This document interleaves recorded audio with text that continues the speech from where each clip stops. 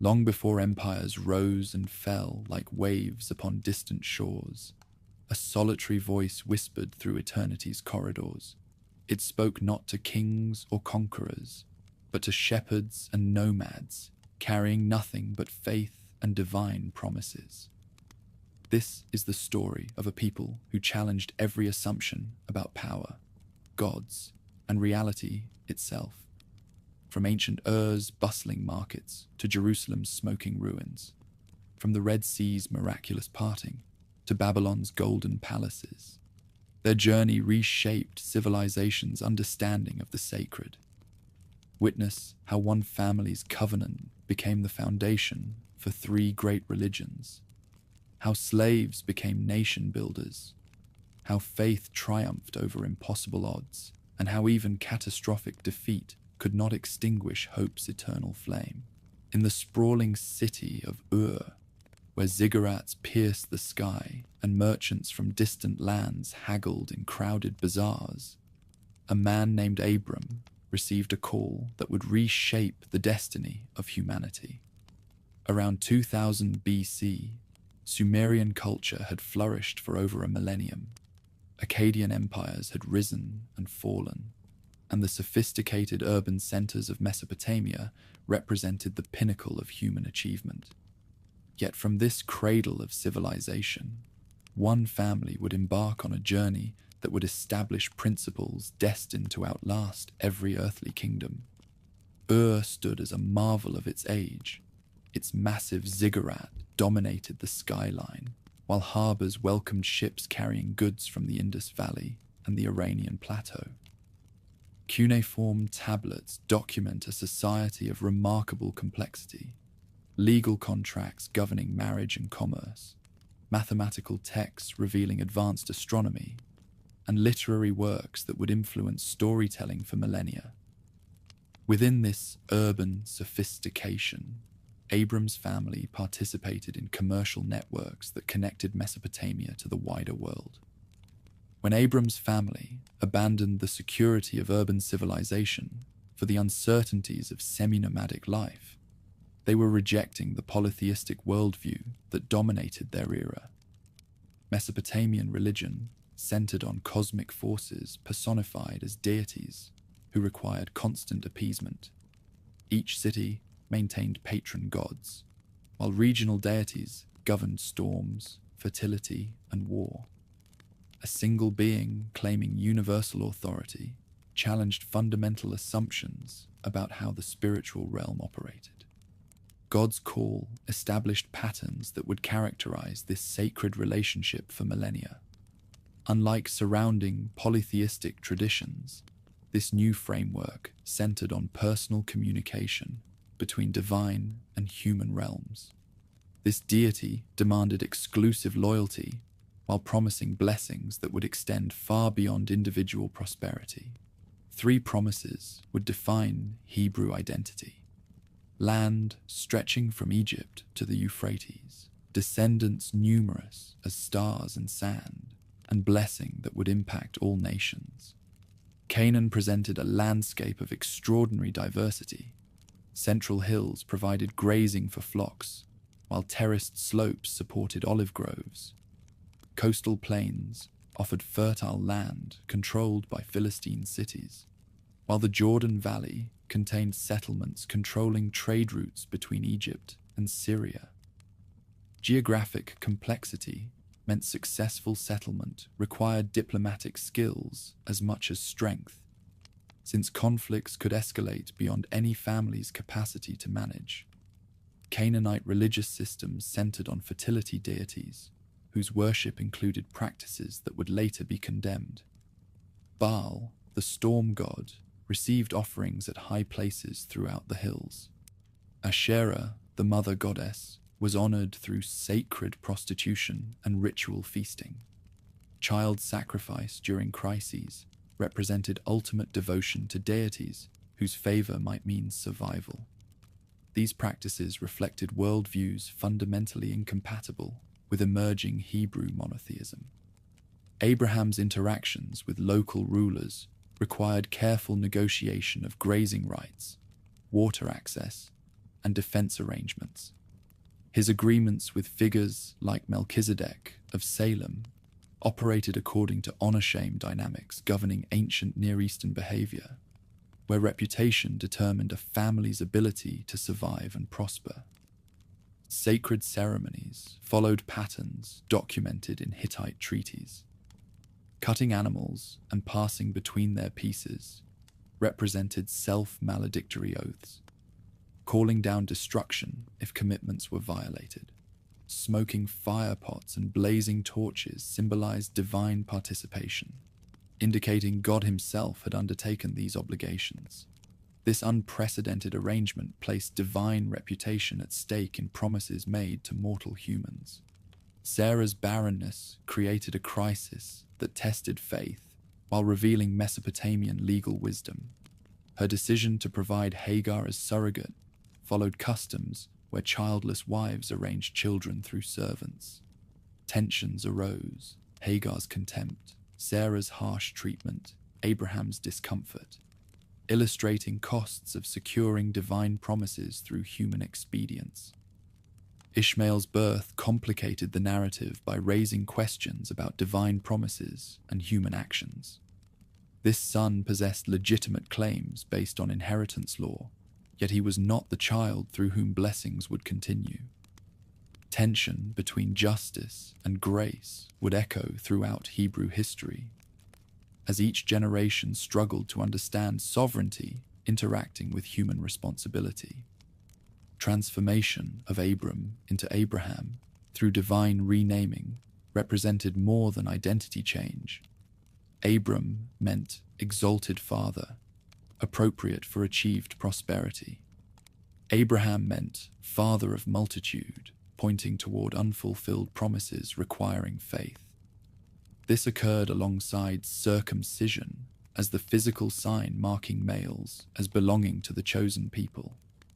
Unlike other traditions performing circumcision as puberty ritual, Hebrew practice required infant circumcision on the 8th day. This timing emphasized that participation was divine grace rather than human achievement, since infants could not choose status or demonstrate worthiness. Sodom and Gomorrah's destruction revealed moral dimensions while demonstrating divine justice. These Jordan Valley cities had become notorious for practices violating hospitality and justice standards. Abraham's intercession showed that participation carried responsibilities for advocating on behalf of broader humanity, even when thoroughly corrupt.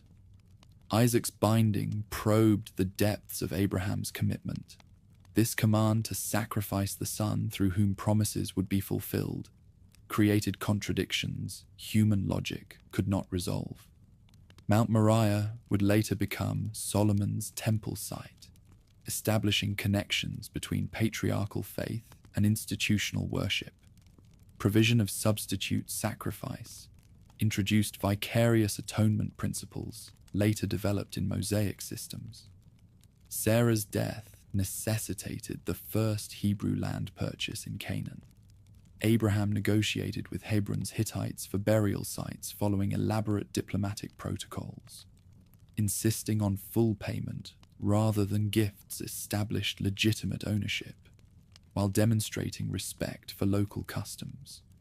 Finding Isaac's wife revealed careful attention to preserving cultural and religious identity. Abraham's insistence that Isaac not return to Mesopotamia, while requiring his wife come from ancestral homeland, reflected tension between maintaining family connections and commitment to promised land. Elaborate guidance led to Rebekah, whose immediate response showed faith required for participation. Esau and Jacob's birth introduced conflict that would persist for generations. Oracle during Rebekah's pregnancy predicted the older would serve the younger, reversing inheritance patterns while establishing divine choice over birth order.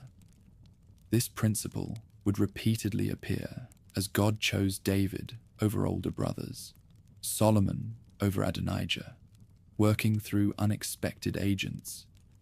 Esau's birthright sale for stew revealed fundamental value differences between those prioritizing immediate gratification over long-term promises. His rejection wasn't momentary lapse, but consistent pattern, confirmed through Canaanite marriages and indifference to spiritual dimensions. Jacob's deception to secure blessings demonstrated ambiguous human participation in divine plans. While God predicted the older serving younger, Jacob's fraud raised questions about trusting divine timing versus taking initiative. Immediate consequences, Esau's murderous anger and Jacob's exile, suggested manipulation carried significant costs. Bethel's dream established theological foundations for understanding divine presence beyond ancestral shrines. Angels ascending and descending revealed divine activity wasn't confined to specific sites, but could manifest wherever covenant people found themselves. Jacob's stone pillar and worship vows established Bethel's sacred importance. 20 years with Uncle Laban provided education in maintaining covenant identity within alien systems. Laban's household gods represented polytheistic worldviews Jacob's family had abandoned. Conflicts over prosperity and altered agreements demonstrated difficulties maintaining integrity with those lacking covenant standards. Marriages to Leah and Rachel through Laban's deception created family dynamics influencing tribal relationships for centuries.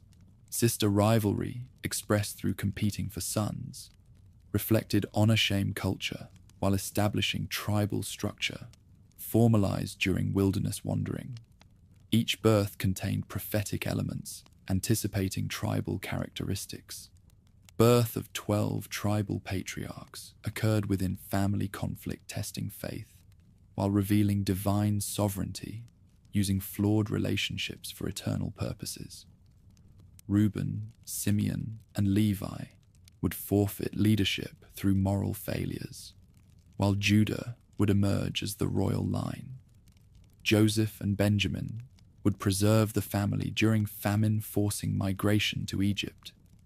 Wrestling at Peniel marked patriarchal spiritual development's climax. This mysterious encounter represented Jacob's lifelong struggle to secure divine blessing through personal effort.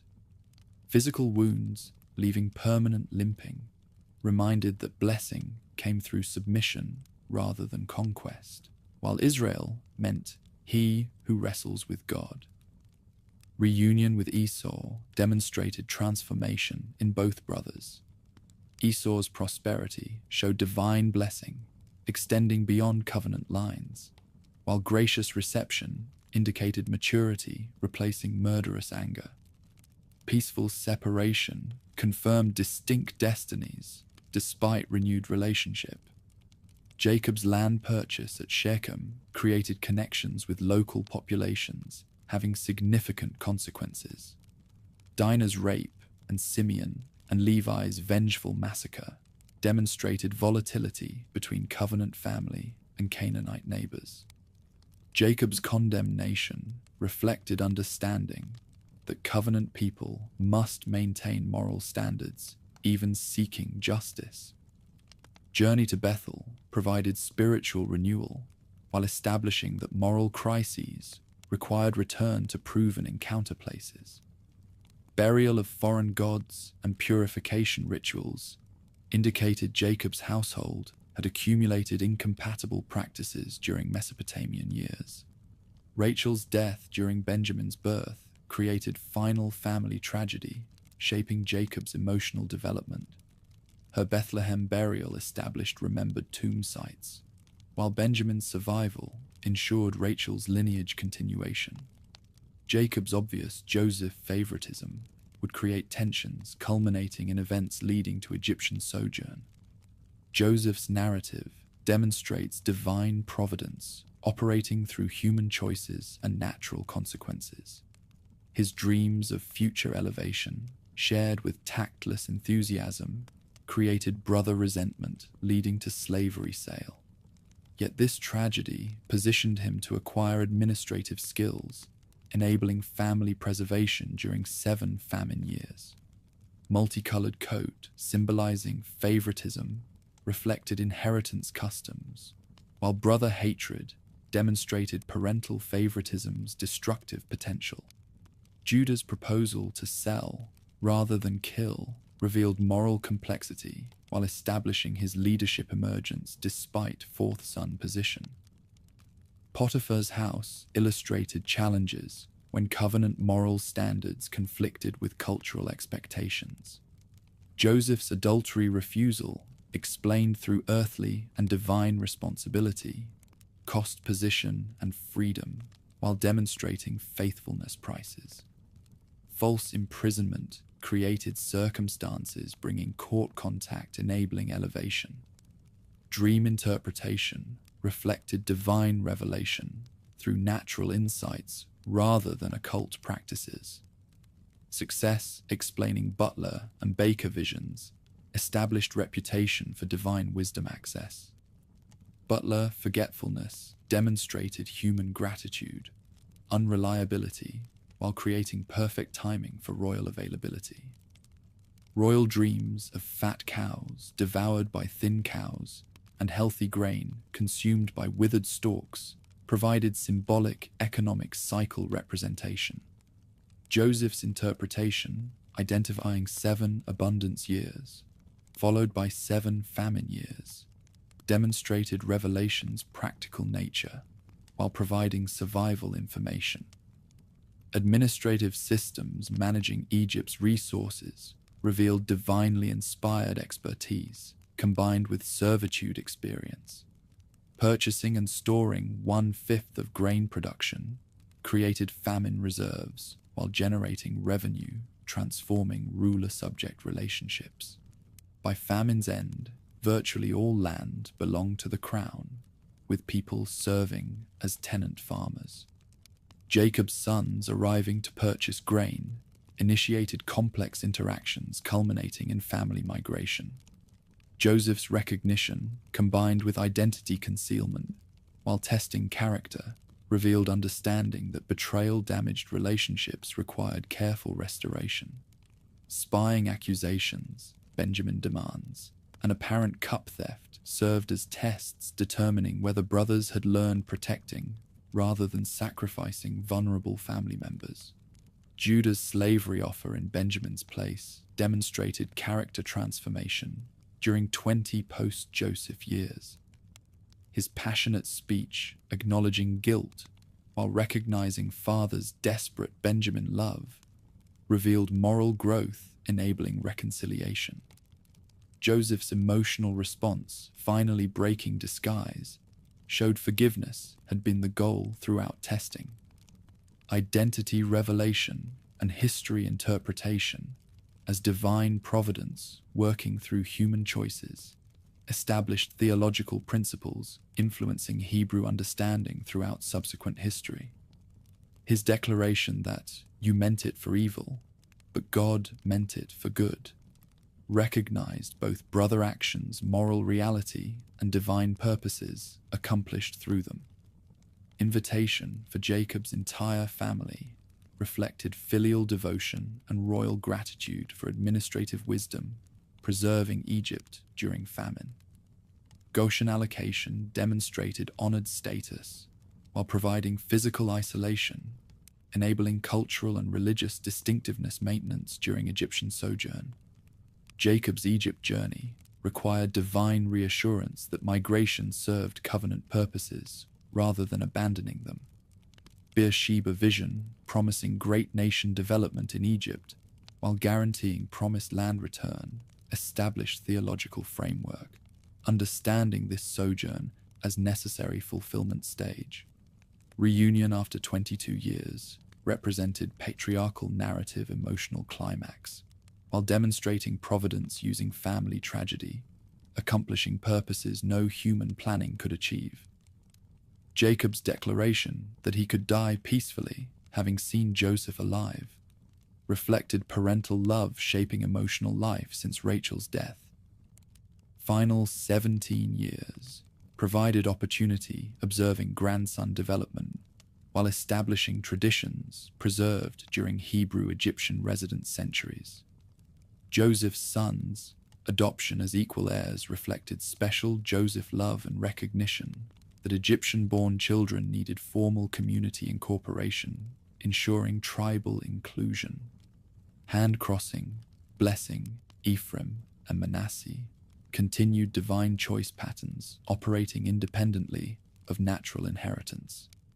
Jacob's explanation that younger would become greater anticipated Ephraim's future northern kingdom prominence.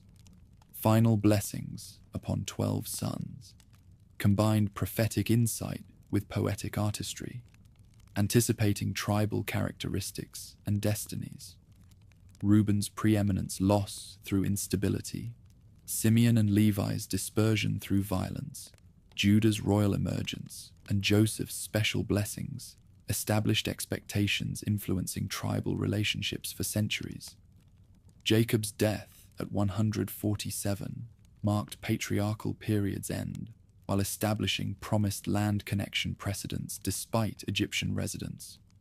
Machpelah burial insistence demonstrated continuing faith while creating descendant obligations, maintaining distinctive identity rather than complete cultural assimilation. Joseph's death at 110 created transitions setting stage for dramatic events defining Hebrew identity during following centuries. Final words expressing confidence in promised land return, while requiring bone transportation during Exodus maintained promise hope, while acknowledging fulfillment lay in unseen futures. Preservation, according to local practices, reflected successful society integration, while coffin burial, rather than immediate Canaan burial, demonstrated faith in eventual inheritance return. Embalmed body preservation created tangible promise reminders during prosperity years when assimilation might have seemed more attractive than maintaining Hebrew distinctiveness. Jacob's descendant multiplication fulfilled Abraham's promise that offspring would become numerous as heaven's stars and seashore sand.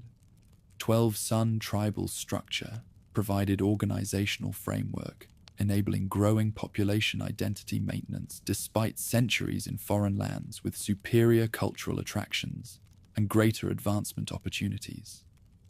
Promises given to Abraham, Isaac, and Jacob remained Hebrew identity's driving force, even as circumstances changed dramatically. Land promises, though temporarily suspended, continued shaping expectations, preventing complete assimilation. Descendant promises, visibly fulfilled through rapid growth, encouraged faith in divine commitment. Blessing promises, demonstrated through Egyptian prosperity, provided continuing favor evidence while anticipating future national impact.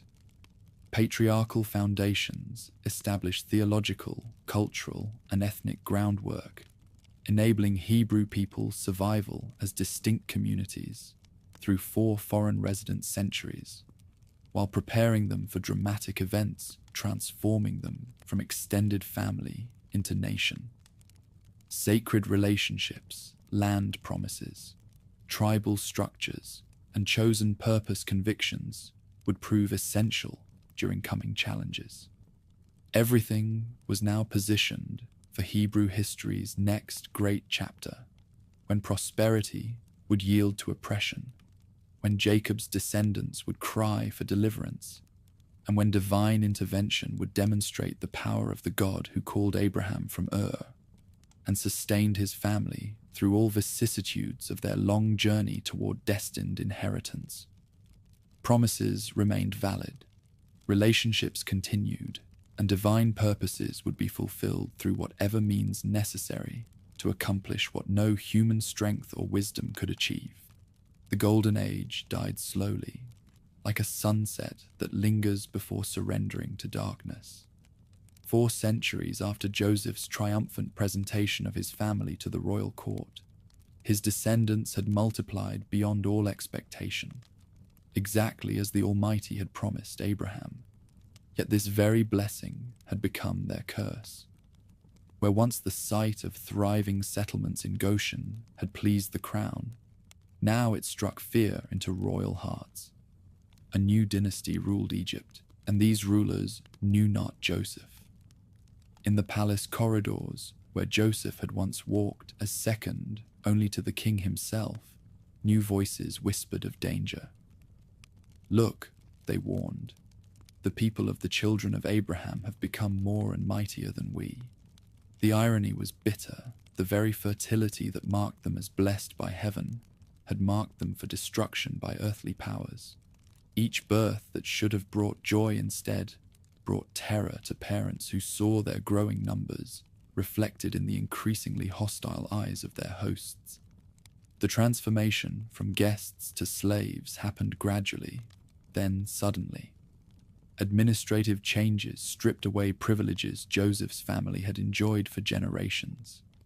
Property confiscations followed, justified by new laws that made foreign ownership illegal. Construction projects demanded workers, and who better to provide them than the foreigners whose loyalty was questionable? Papyrus Anastasi records the harsh reality. Asiatic peoples bent under Egyptian whips, their backs breaking under impossible quotas of bricks and mortar. But the more severely they afflicted them, the more they multiplied and grew. This biological explosion defied every natural law the oppressors understood. Starving peoples died out. Exhausted workers produced fewer children. Hopeless slaves lost the will to live. Yet here, the opposite occurred. Each new burden seemed to trigger another population surge, each fresh persecution to fuel another generation of births. The sight of pregnant women and nursing mothers throughout Goshen maddened the authorities who had expected their policies to achieve the opposite result. Desperation drove the crown to unthinkable measures. If natural attrition would not reduce their numbers, artificial means would. The order went out to the midwives. Every male child born to these people must die at the moment of birth. Shipra and Puah, whose hands had brought hundreds of children safely into the world, suddenly found themselves appointed as executioners. The very women whose calling was to preserve life were commanded to destroy it. Yet when summoned before the throne to explain their failure to reduce the birth rate, these brave women had their answer ready. "The women are not like the others," they explained with carefully crafted innocence. "They are vigorous and give birth before we can even arrive." Their lies saved countless lives while revealing the divine protection that operated even through deception when innocent blood was at stake. Frustrated by professional resistance, the king escalated to public policy. Every citizen of Egypt was now commanded to seize male infants and cast them into the Nile.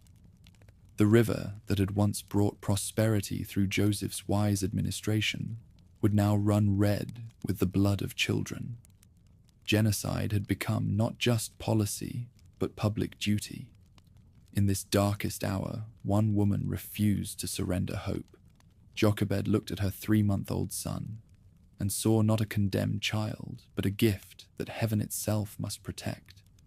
The basket she wove with her own hands, waterproofed with tar and pitch, became an ark of faith floating among the reeds. Her daughter Miriam crouched nearby, watching with the intensity of a guardian angel as royal feet approached the water's edge. The princess who discovered the crying infant could have walked away. Royal daughters had no obligation to rescue the children of slaves, especially when that rescue defied her father's explicit commands.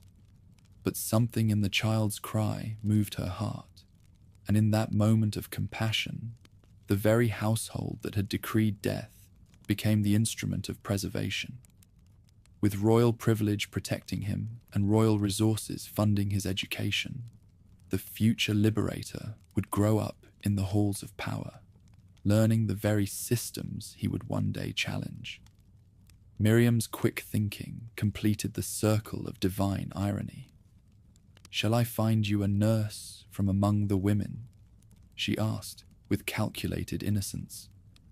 And so Jochebed, who had wept as she placed her son among the reeds, found herself paid by the royal treasury to nurse and raise the child she had never truly lost.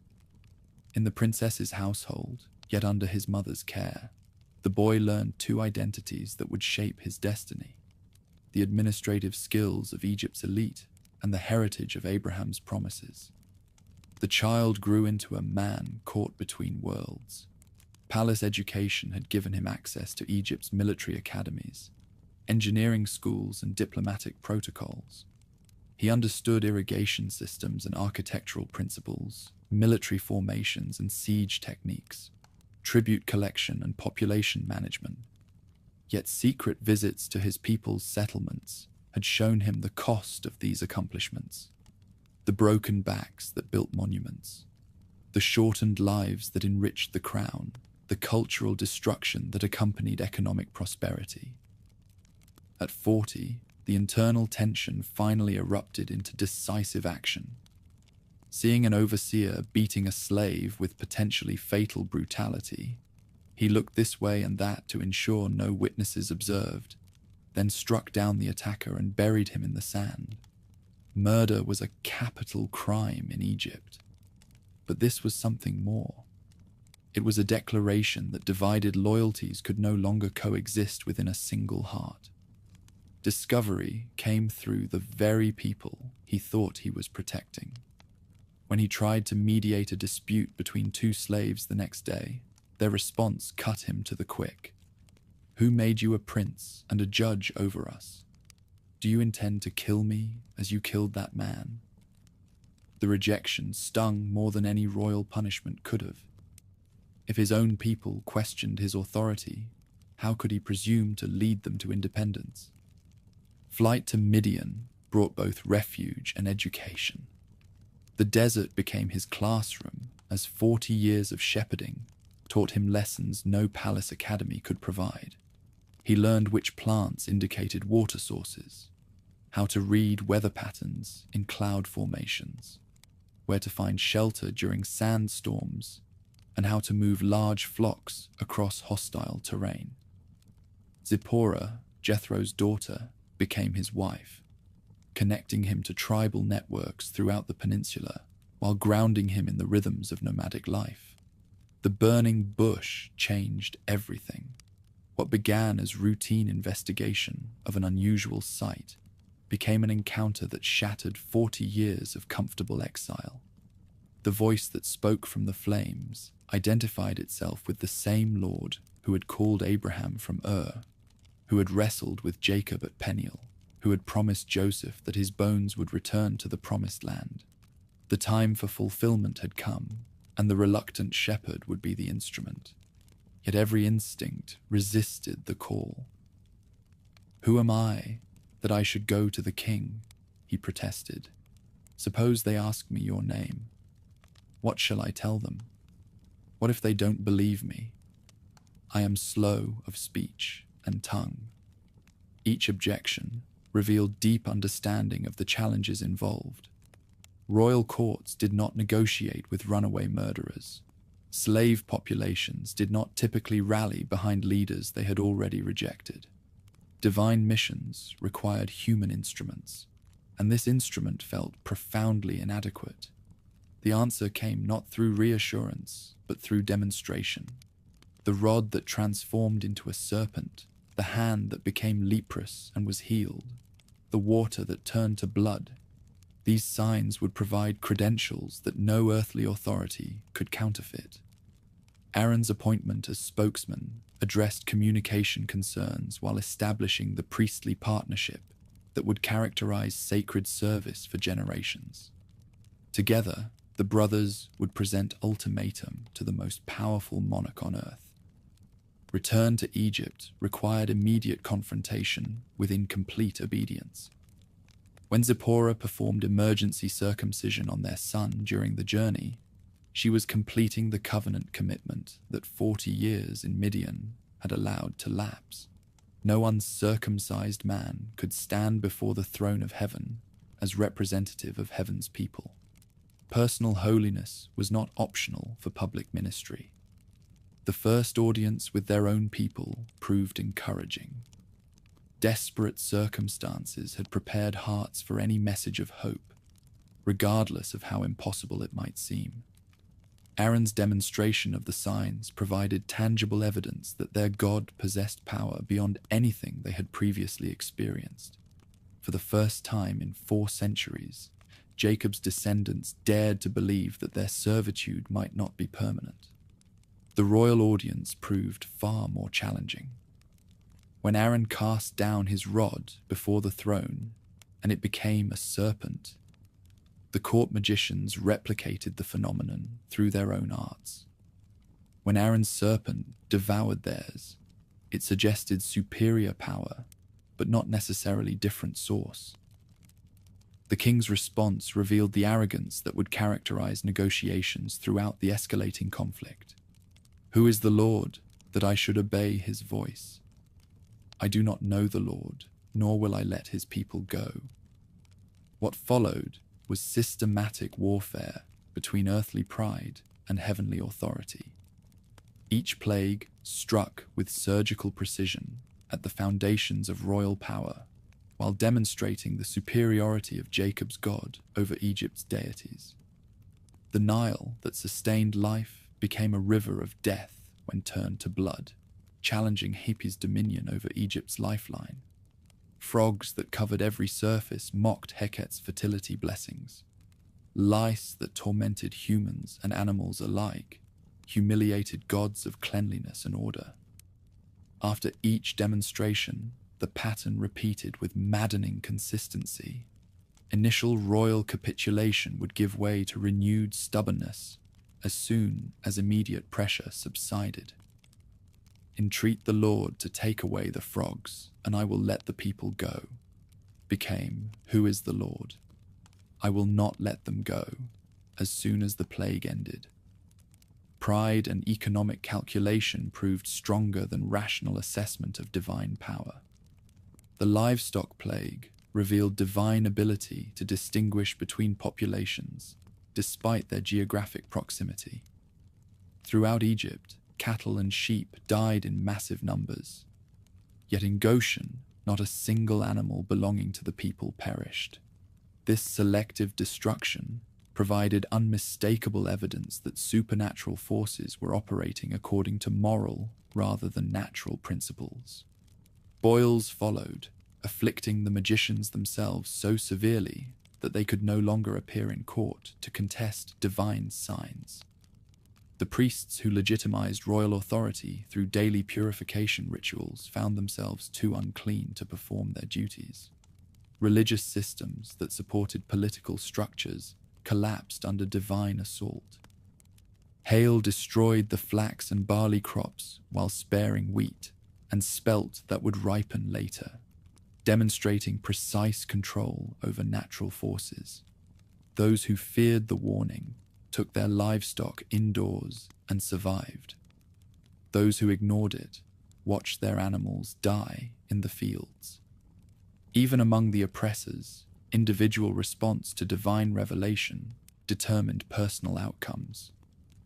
The locust swarm that followed consumed every green thing that the hail had spared, leaving Egypt's landscape stripped bare. Courtiers who had endured previous plagues in silence finally broke ranks, pleading with their monarch, "How long shall this man be a snare to us? Let the men go, that they may serve their God. Do you not yet know that Egypt is destroyed?" 3 days of darkness that could be felt provided the perfect metaphor for spiritual blindness that refused to acknowledge divine authority. Throughout Egypt, people groped in supernatural blackness, while the homes of the enslaved enjoyed normal daylight. The demonstration that divine power could extinguish the very sun that royal mythology identified with kingly authority left no doubt about whose will would ultimately prevail.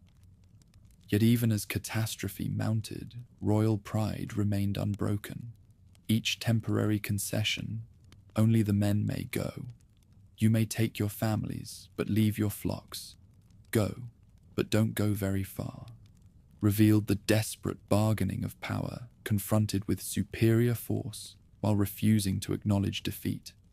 The final plague required faith as much from the people as from their oppressors. Slaughtering lambs and applying blood to doorframes while preparing for hasty departure demanded trust that divine protection would operate exactly as promised. Throughout Goshen, families huddled inside blood-marked houses, while the angel of death passed through Egypt, striking down every firstborn from the crown prince to the prisoner's child. That night, Egypt's resistance finally shattered. The king, who had demanded to know, "Who is the Lord?" now pleaded for blessing from the Lord's servants. "Rise, go out from among my people. Take your flocks and your herds and be gone, and also bless me." 4 centuries of bondage ended not with negotiation or gradual emancipation, but with panicked expulsion as Egypt's survivors thrust gold and silver into departing hands, desperate to speed their exit. 600,000 men, plus their families and possessions, left Egypt in a single night, joined by mixed multitudes of other oppressed peoples who saw in this exodus their own opportunity for liberation. The logistics alone should have been impossible. Organizing, provisioning, and moving perhaps 2 million people with their livestock and possessions.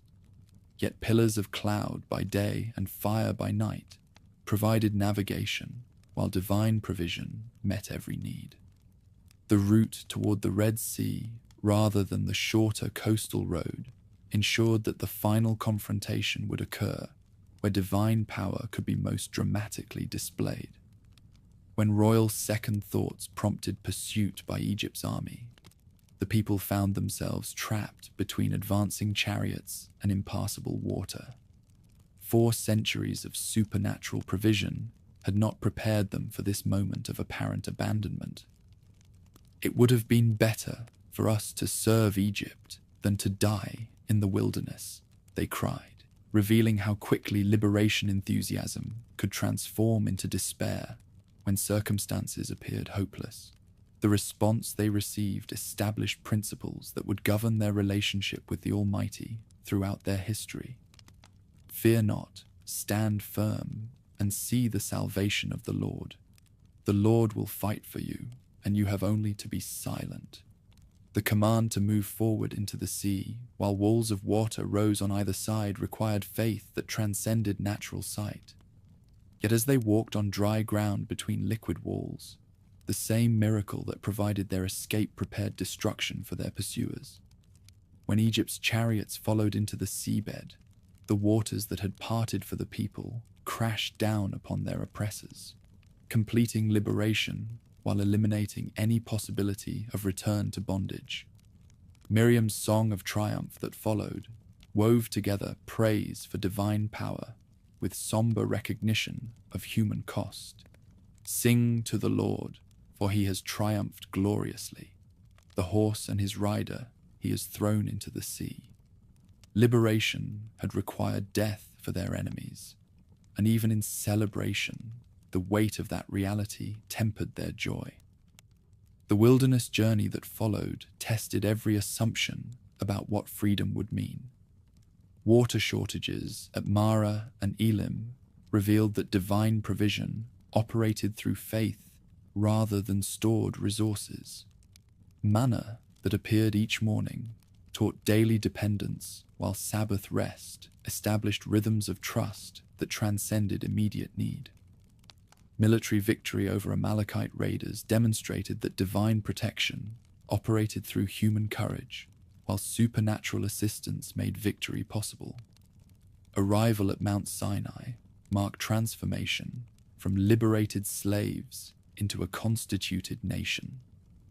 The mountain's volcanic phenomena, thunder, lightning, earthquake, and trumpet blasts, created an atmosphere of holy terror that emphasized divine majesty while preparing hearts for revelation reception. 3 days of consecration through washing, fasting, and marital abstinence. demonstrated that encountering the divine required careful preparation rather than casual approach. The 10 words spoken from the mountain established foundations for covenant society that would influence legal development throughout human history. Divine authority as exclusive, spiritual worship as essential, sacred names as protected, sacred time as honored, family relationships as respected, human life as valued, marriage commitments as binding, property rights as maintained, truthfulness as required, and contentment as necessary. These principles created moral framework transcending cultural boundaries while maintaining distinctive identity.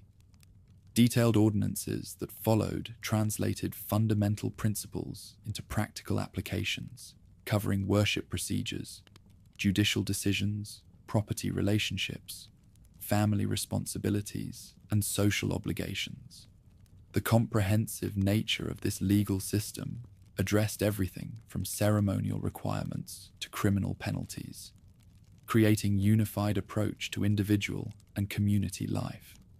Economic provisions prevented exploitation while maintaining incentives for productivity. Sabbatical release of debt slaves, gleaning rights for the poor, and care for widows and orphans created social safety net without destroying personal responsibility. These regulations demonstrated that divine concern extended beyond ceremonial observance to practical justice in daily relationships. The golden calf crisis revealed how quickly covenant commitment could be abandoned when divine presence seemed absent. While the lawgiver received instructions on the mountain, the people below demanded visible gods who could provide security through tangible representation. Aaron's weak capitulation to popular pressure demonstrated that even spiritual authority could compromise divine standards when faced with determined opposition. Intercession that prevented complete destruction established the role of mediatorial leadership in covenant relationship. The offer to be blotted out of divine records rather than see the nation destroyed revealed selfless commitment that effective guidance required. Covenant renewal that followed emphasized divine mercy, operating alongside divine justice, as broken relationships were restored through repentance and renewed commitment. The tabernacle construction that dominated the final wilderness year created portable sanctuary where divine transcendence could intersect human worship. Every detail of its design, from precious metals to ceremonial procedures, emphasized both divine holiness and divine accessibility.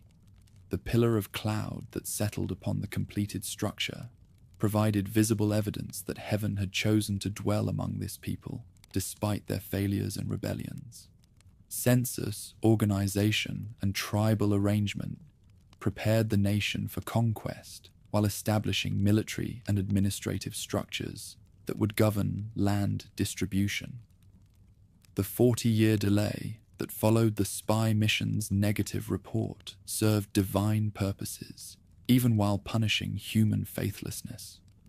A generation that had known slavery died in the wilderness while their children, raised in freedom and trained in divine dependence, prepared to claim the inheritance promised to Abraham. Jordan's eastern bank found the nation camped within sight of their destination. As the aged lawgiver delivered final addresses combining historical review, legal instruction, and prophetic warning. The written Torah that emerged from these speeches established permanent constitution for covenant community while preparing them for settled life under new leadership. Death at 120, with undiminished vigor, demonstrated divine control over human lifespan, while ensuring transition occurred according to divine timing. The unknown burial site prevented shrine development while maintaining focus on covenant relationship rather than human personality. Joshua's succession, carefully prepared through progressive responsibility sharing, validated continuity while providing fresh perspective for changed circumstances. The people who emerged from wilderness bore little resemblance to the slaves who had left Egypt. Where their ancestors had known only oppression and feared freedom, this generation had experienced daily divine provision and developed unshakable confidence in supernatural promises. They possessed comprehensive legal system, unified religious practice, efficient military organization, and absolute conviction that the land before them was their divine inheritance. Everything was positioned for the conquest that would test every lesson learned through 4 decades of divine education, while demonstrating heaven's faithfulness to promises made centuries earlier to Abraham, Isaac, and Jacob. The Jordan River had never seemed so narrow, nor so impossible to cross. From the eastern bank, where the descendants of Abraham waited in battle formation, the promised land stretched before them like a fever dream, so close they could see smoke rising from Canaanite cities, though separated by waters that ran swift and deep during spring flood season. Joshua, bearing the weight of command that Moses had carried for 40 years, knew that the next few hours would determine whether 4 centuries of heavenly promises would be fulfilled or abandoned at the threshold of their inheritance. The spies' reports from Jericho had transformed fear into faith. Where the previous generation had seen giants and fortified cities as insurmountable obstacles, these scouts saw evidence of divine preparation. Truly, the Almighty has given all the land into our hands, they declared. All the inhabitants of the country are faint-hearted because of us. The prostitute Rahab's testimony confirmed what miraculous victory over Egypt and 40 years of wilderness provision had already established. News of their God's power had spread throughout Canaan, creating the very terror that would make conquest possible. Yet knowing their enemies feared them and actually crossing into hostile territory remained 2 different challenges entirely. The Jordan's swollen waters mocked every conventional wisdom about river crossings. No boats could handle the current during flood season. No fords existed when snow melt from Mount Hermon sent torrents racing toward the Dead Sea. Engineering solutions would require weeks of construction, while alert enemies prepared countermeasures.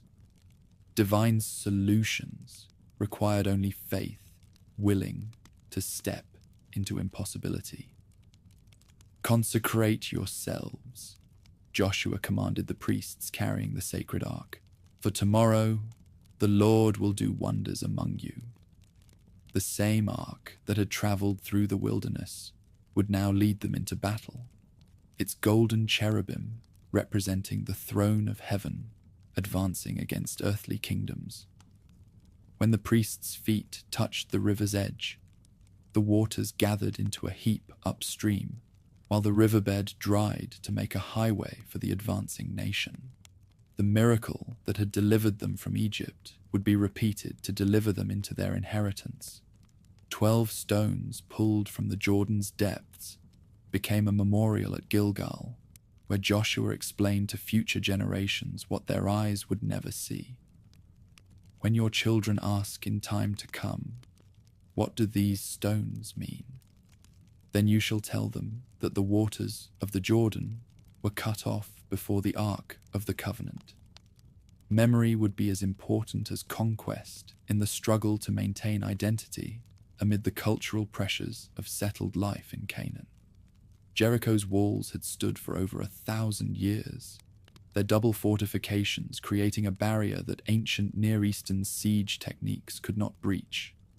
The massive stone foundations supported mud brick superstructures rising over 30 feet high, with residential districts built directly into the wall's interior spaces.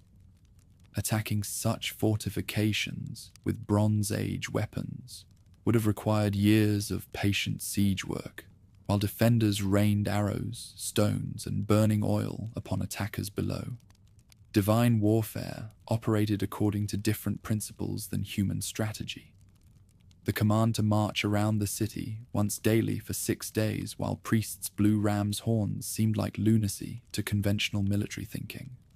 No general would expose his entire army to enemy observation while accomplishing nothing tactically useful. Faith required obedience, even when celestial commands appeared counterproductive by earthly standards. On the 7th day, the pattern changed. 7 circuits around the walls, while priests maintained continuous trumpet blasts, created a crescendo of sound that culminated in the great shout from hundreds of thousands of voices. The walls that had protected Jericho for a millennium collapsed as though struck by supernatural earthquake, creating rubble ramps that transformed impregnable barriers into assault routes. Only Rahab's house, built into the wall where the scarlet cord hung from her window, remained intact amid the universal destruction.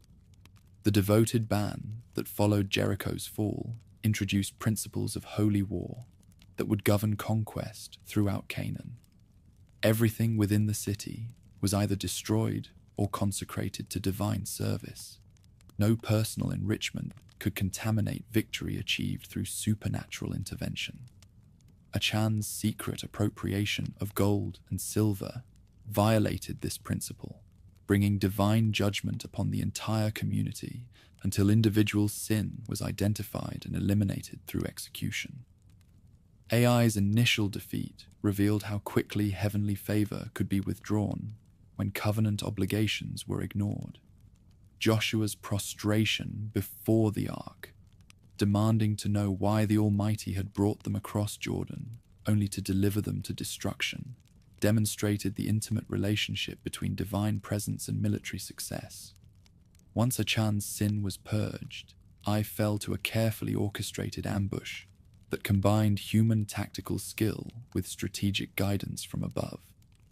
The Gibeonite deception tested wisdom as much as warfare, when representatives from this powerful city-state appeared in worn clothing, carrying moldy bread, claiming to have traveled from distant lands to make alliance with the famous conquerors. Joshua's failure to consult divine guidance before accepting their peace treaty created complications that would persist for centuries. Discovery that Gibeon lay within the territory designated for conquest forced difficult decisions about honoring agreements made through deception while maintaining divine commands about Canaanite elimination. The Southern Coalition's response to Gibeonite alliance precipitated the most remarkable battle in ancient military history. When 5 kings besieged Gibeon to punish their submission to the invaders, Joshua found himself obligated to honor treaty commitments to protect people he had never intended to spare. The forced march through mountain terrain during a single night brought relief forces to Gibeon's walls just as the city's defenses approached collapse. Sun, stand still over Gibeon, and moon in the valley of Aijalon. The cosmic intervention that prolonged daylight enabled complete victory over fleeing enemies, while demonstrating divine authority over natural forces that pagan peoples worshipped as deities. Hailstones from heaven killed more enemies than weapons wielded by human hands, emphasizing that victory belonged to the Lord, rather than to superior human strategy or equipment. The cave at Makkedah, where the 5 kings hid, became their tomb as Joshua's commanders placed their feet upon royal necks before executing sentence. This symbolic gesture, borrowed from ancient Near Eastern victory rituals, proclaimed the subjugation of earthly authority to divine kingship, while encouraging troops who would face similar opponents throughout the continuing campaign. Northern coalition forces under Jabin of Hazor presented different challenges than southern enemies had posed. These kings commanded chariot squadrons and iron weapons that represented cutting-edge military technology, while their alliance encompassed territories from the Mediterranean coast to the Jordan Valley. Hazor itself covered enormous territory, making it one of Canaan's largest and most formidable cities. The pre-dawn assault at the waters of Merom caught enemy forces while they were still organizing their formations, turning technological advantages into liabilities as chariots became obstacles rather than assets on broken terrain. Joshua's decision to hamstring captured horses rather than incorporating them into his own forces demonstrated continued reliance on divine power rather than conventional military assets. Victory belonged to faith, not to superior equipment. Yet even spectacular divine interventions could not complete conquest overnight. The summary statement that Joshua took the whole land described strategic control rather than total occupation.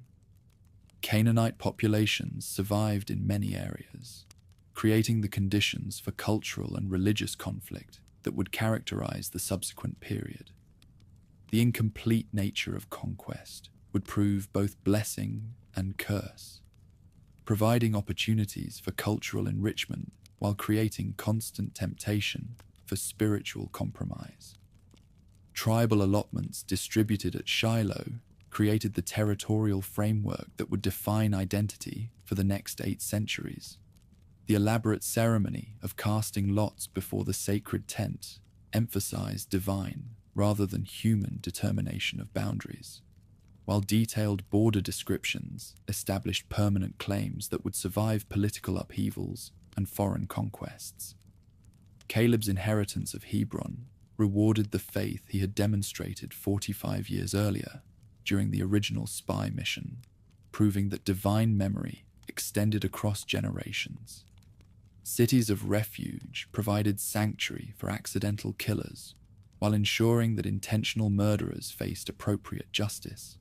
This legal innovation balanced mercy with justice, while demonstrating that divine law protected the innocent even when circumstances appeared to condemn them. The requirement that refugees remain in their designated cities until the high priest's death created temporal limits on sanctuary, while maintaining permanent distinction between accidental and intentional homicide. Levitical cities distributed throughout every tribal territory ensured religious instruction and judicial administration in every region, while providing economic support for priestly families through tithe collection and offering reception. This arrangement prevented religious centralization that might disconnect worship from daily life, while ensuring that divine law would be consistently interpreted and applied across all tribal boundaries. Joshua's final assembly at Shechem forced decisive choice between exclusive worship of the Lord and accommodation with Canaanite religious practices. His challenge, choose this day whom you will serve, acknowledged that settlement in Canaan would create constant pressure for religious compromise, while demanding explicit commitment to covenant faithfulness. The covenant renewal ceremony that followed established written constitution for tribal confederation, while creating accountability for future apostasy. The great stone set up beneath the oak at Shechem bore witness to promises made in the shadow of Mount Ebal and Mount Gerizim, where Moses had commanded the tribes to pronounce blessings and curses upon covenant obedience and disobedience. This memorial would remind future generations that their ancestors had explicitly chosen exclusive allegiance to the Lord, despite knowing the cultural costs such commitment would require. Joshua's death at 110 marked the end of unified leadership and the beginning of tribal confederation that would test every principle established during conquest. The generation that had experienced miraculous victories and divine provision gradually gave way to their children, who knew divine power only through inherited stories rather than personal experience. Cultural pressures that had been successfully resisted during war intensified during peace as intermarriage. Commercial relationships and agricultural cooperation created daily contact with Canaanite neighbors. The pattern that would define the next 2 centuries began almost immediately. Incomplete conquest left Canaanite populations intact throughout the tribal territories, creating constant temptation for religious and cultural accommodation. The agricultural techniques that produced abundant harvests seemed closely connected to fertility rituals honoring Baal and Asherah, while trade relationships required participation in festivals and ceremonies that honored local deities. Gradual apostasy followed as practical considerations overcame religious convictions. Divine judgment came through the very peoples the tribes had failed to eliminate completely. Canaanite kings who had survived as tributaries found opportunities to reverse their subordinate status when their former conquerors abandoned the divine allegiance that had made victory possible. Raids, tribute demands, and territorial losses created the oppression that would drive the tribes back to the Lord in desperate prayer for deliverance. This cycle would repeat throughout the Judges period with maddening consistency. Apostasy leading to oppression, oppression driving repentance, repentance bringing deliverance, deliverance resulting in peace, and peace breeding complacency that led to renewed apostasy. Each turn of the wheel seemed to dig the pattern deeper, making escape increasingly difficult while demonstrating both divine patience and human weakness. When crises emerged that threatened tribal survival, the Spirit of the Lord would empower individuals with gifts for military leadership, political organization, or judicial wisdom needed to address specific challenges. These judges were not hereditary rulers, but charismatic leaders whose authority derived from divine calling rather than human appointment. Their emergence followed no predictable pattern, except divine sovereignty, choosing instruments according to heavenly rather than earthly criteria. Othniel's victory over Cushan-Rishathaim of Mesopotamia established the template that would characterize divine deliverance throughout this period.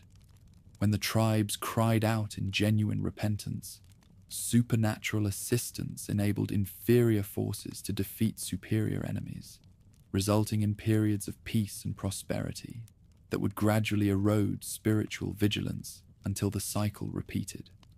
The land had rest 40 years under Othniel's leadership, but his death brought renewed testing. Ehud's assassination of Eglon demonstrated divine humor, operating through unlikely instruments while accomplishing serious political purposes. The left-handed judge from Benjamin approached the Moabite king with a hidden dagger, while his bodyguards assumed that anyone bringing tribute would hardly pose personal threat. The gruesome details of Eglon's death emphasized divine ability to use physical weakness to overcome earthly strength, while eliminating oppression through individual courage. The rallying of tribal forces following Eglon's death revealed both the Confederation's potential and its limitations. When leadership emerged that could unite scattered tribes around common cause, their combined strength proved formidable against foreign oppression. Yet maintaining such unity required constant effort and shared vision that proved difficult to sustain during peaceful periods when local interests overshadowed national concerns. Deborah's emergence as prophet and judge shattered conventional assumptions about leadership qualifications, while demonstrating divine willingness to work through any instrument that would respond to heavenly calling. Her position beneath the palm tree between Ramah and Bethel became a judicial center where tribes brought disputes requiring wisdom beyond local resources. More remarkably, her authority extended to military command when crisis demanded action that male leaders were reluctant to undertake. Barak's hesitation to face Sisera's iron chariots without Deborah's direct participation revealed how thoroughly Canaanite military technology intimidated tribal forces equipped primarily with bronze weapons and agricultural tools. The 900 iron chariots commanded by Sisera represented overwhelming technological superiority that could control entire regions through superior mobility and striking power. Yet Deborah's faith transcended conventional military calculations. as she proclaimed divine intention to deliver the entire host into their hands. The battle at Mount Tabor demonstrated divine mastery over natural forces, as unexpected rainfall turned the Jezreel Valley into a muddy swamp, where chariots became liabilities rather than assets. Sisera's forces found their technological advantages neutralized by weather conditions that favored infantry operations while eliminating cavalry mobility. The Kishon River, swollen by sudden downpours, swept away fleeing soldiers, while divine intervention completed what human courage had begun. Jael's execution of Sisera in her tent introduced moral complexities that would characterize the entire Judges period. Her violation of hospitality laws to kill a guest seeking protection demonstrated that conventional ethics sometimes conflicted with divine purposes, while her deception and brutality raised questions about appropriate methods for achieving just ends. Yet her decisive action eliminated a threat that could have regrouped scattered forces for renewed assault, earning her praise in Deborah's victory song. Gideon's calling revealed divine preference for weak instruments that would give heaven, rather than human strength, credit for victory. His threshing wheat in a winepress to hide from Midianite raiders demonstrated the fear that gripped the tribes after 7 years of devastating attacks that destroyed crops, livestock, and economic security. The angel's greeting, "The Lord is with you, mighty man of valor," seemed to mock current circumstances while prophesying future transformation.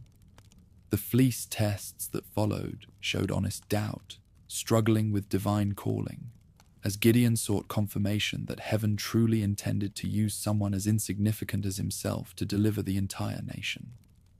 Divine patience with these requests for additional signs demonstrated understanding of human limitations, while providing assurance that would sustain faith during the impossible challenges ahead.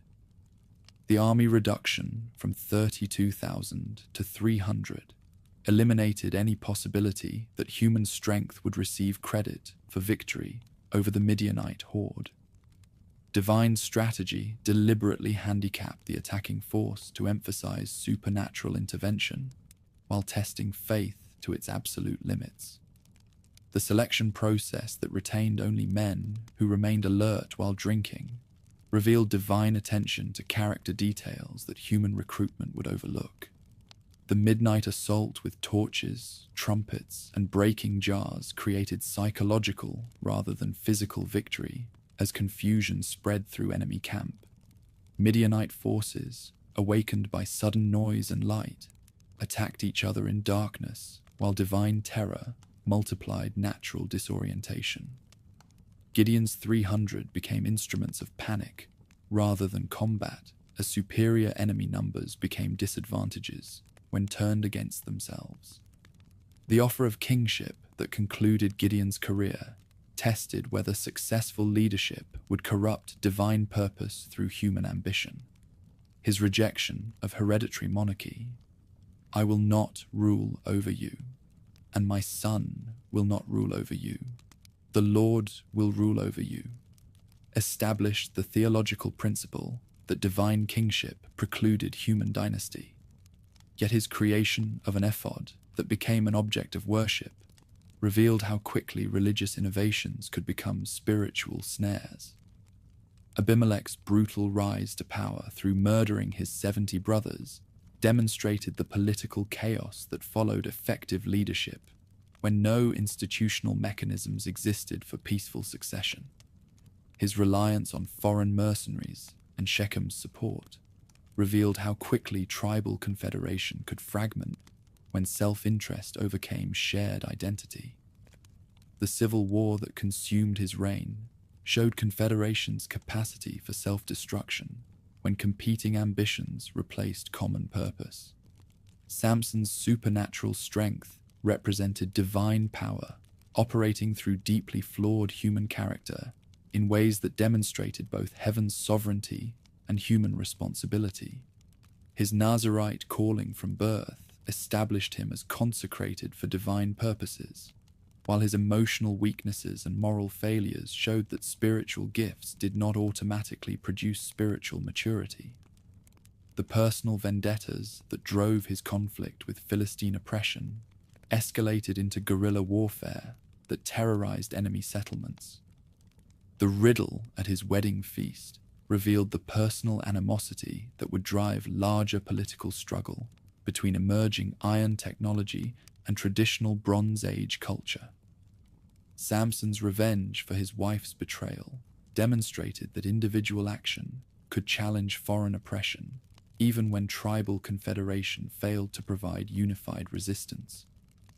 His increasing recklessness with divine gifts foreshadowed the tragic conclusion that would result from treating sacred calling as personal possession rather than divine trust.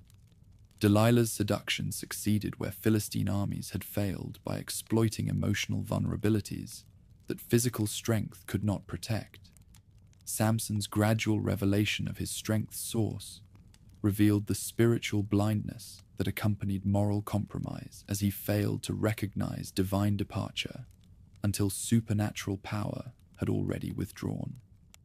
His final victory in Dagon's temple cost his life, while eliminating more Philistine leaders than his entire previous career had achieved. 2 centuries of this cyclical pattern revealed both the possibilities and limitations of decentralized government under divine authority. When spiritual commitment remained strong and external pressures stayed manageable, the system had provided effective leadership while preserving individual tribal identity.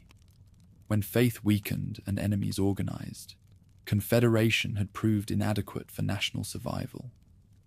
The rise of Philistine power along the coastal plain created external pressure that would eventually force tribal confederation to abandon decentralized leadership in favor of monarchical institutions that could provide unified resistance to organized enemies. Iron weapons and urban fortifications gave Philistine city-states decisive advantages over tribal forces armed with bronze implements and limited siege capabilities. Their systematic expansion inland threatened to divide tribal territories while establishing permanent footholds in the hill country. Economic transformation accompanied political fragmentation as tribes adapted to agricultural life that required different skills than nomadic pastoralism had demanded. Terraced hillsides supported olive groves and vineyards, while valley settlements produced grain surpluses that enabled population growth and craft specialization. Iron technology gradually replaced bronze implements as Philistine metalworking techniques spread through peaceful commerce despite military hostility. Cultural synthesis proved as challenging as technological adaptation, as Canaanite influence on language, law, and religious practice increased through intermarriage and commercial contact. The names that appeared among tribal leaders reflected linguistic borrowing, while legal procedures incorporated local customs that modified traditional patterns. Religious practices absorbed elements from fertility cults while maintaining formal allegiance to the Lord.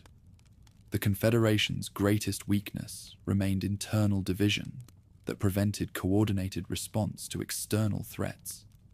Tribal jealousies, territorial disputes, and competing loyalties created vulnerabilities that enemies could exploit through diplomatic manipulation as effectively as military pressure.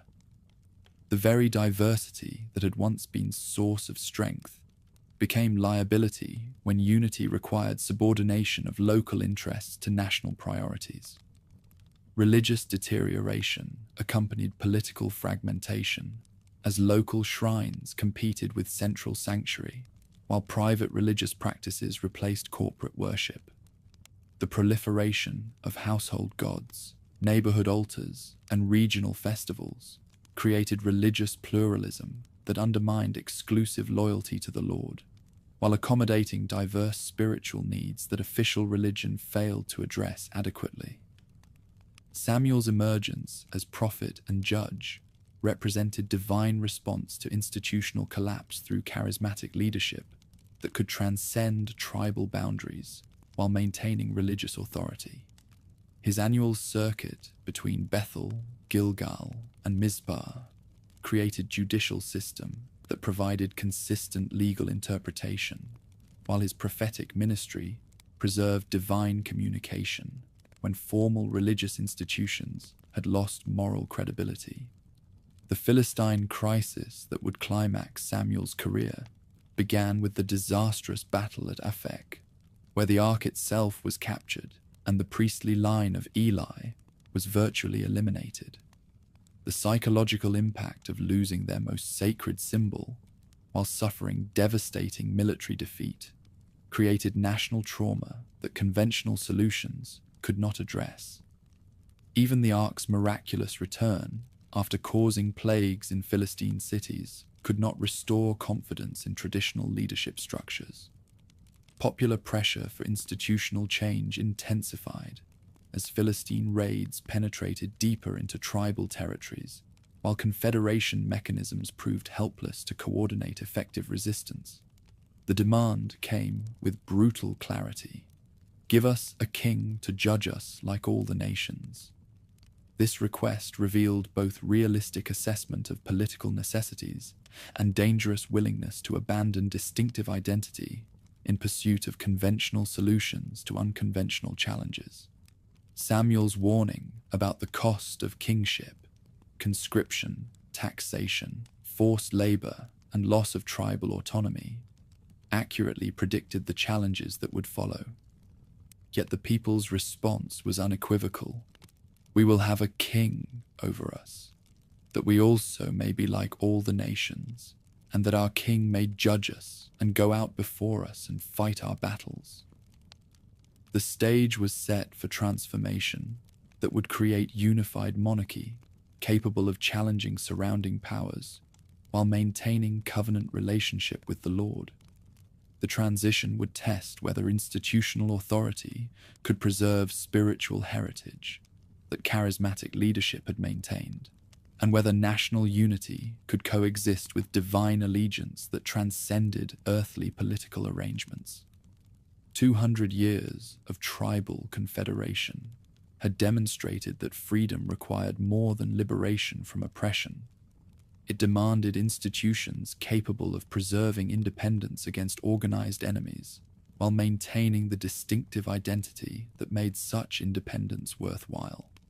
The descendants of Abraham stood at another crossroads, choosing between the comfortable chaos of familiar failure and the uncertain promise of unprecedented transformation.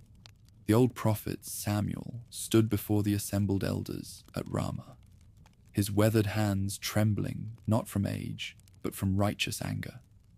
For decades he had judged Israel with integrity, traveling his circuit between Bethel, Gilgal, and Mizpah, settling disputes and preserving justice. Now these same men who had sought his wisdom were rejecting everything he represented. Give us a king to judge us like all the nations, they demanded, their voices carrying the desperation of a people who had lost faith in their own distinctiveness. The irony cut deep. These were the descendants of slaves who had been liberated precisely because they were not like other nations. Their God had brought them out of Egypt, sustained them in wilderness, and given them triumph over enemies, specifically so they could demonstrate a different way of living, a society governed by heavenly law rather than mortal ambition. Now they stood before him, begging to surrender the very freedom that had cost so much blood and sacrifice to achieve. Samuel's warning came with prophetic clarity that would prove hauntingly accurate. This will be the manner of the king who will reign over you, he declared. He will take your sons and appoint them for himself, for his chariots and to be his horsemen, and some will run before his chariots. He will appoint captains over thousands and captains over 50s, will set others to plow his ground and reap his harvest, and others to make his weapons of war and equipment for his chariots. The catalogue of royal prerogatives continued relentlessly. Taxation, conscription, confiscation, forced labor. Everything that bondage had taught them to despise would be replicated under their own king. The freedom their ancestors had died to secure would be voluntarily surrendered for the illusion of security. When Samuel finished his warning, the people's response exposed how completely fear had overcome faith.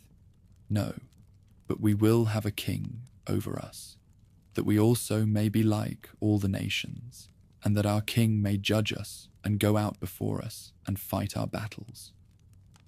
Heaven's response came with resigned acceptance of mortal stubbornness.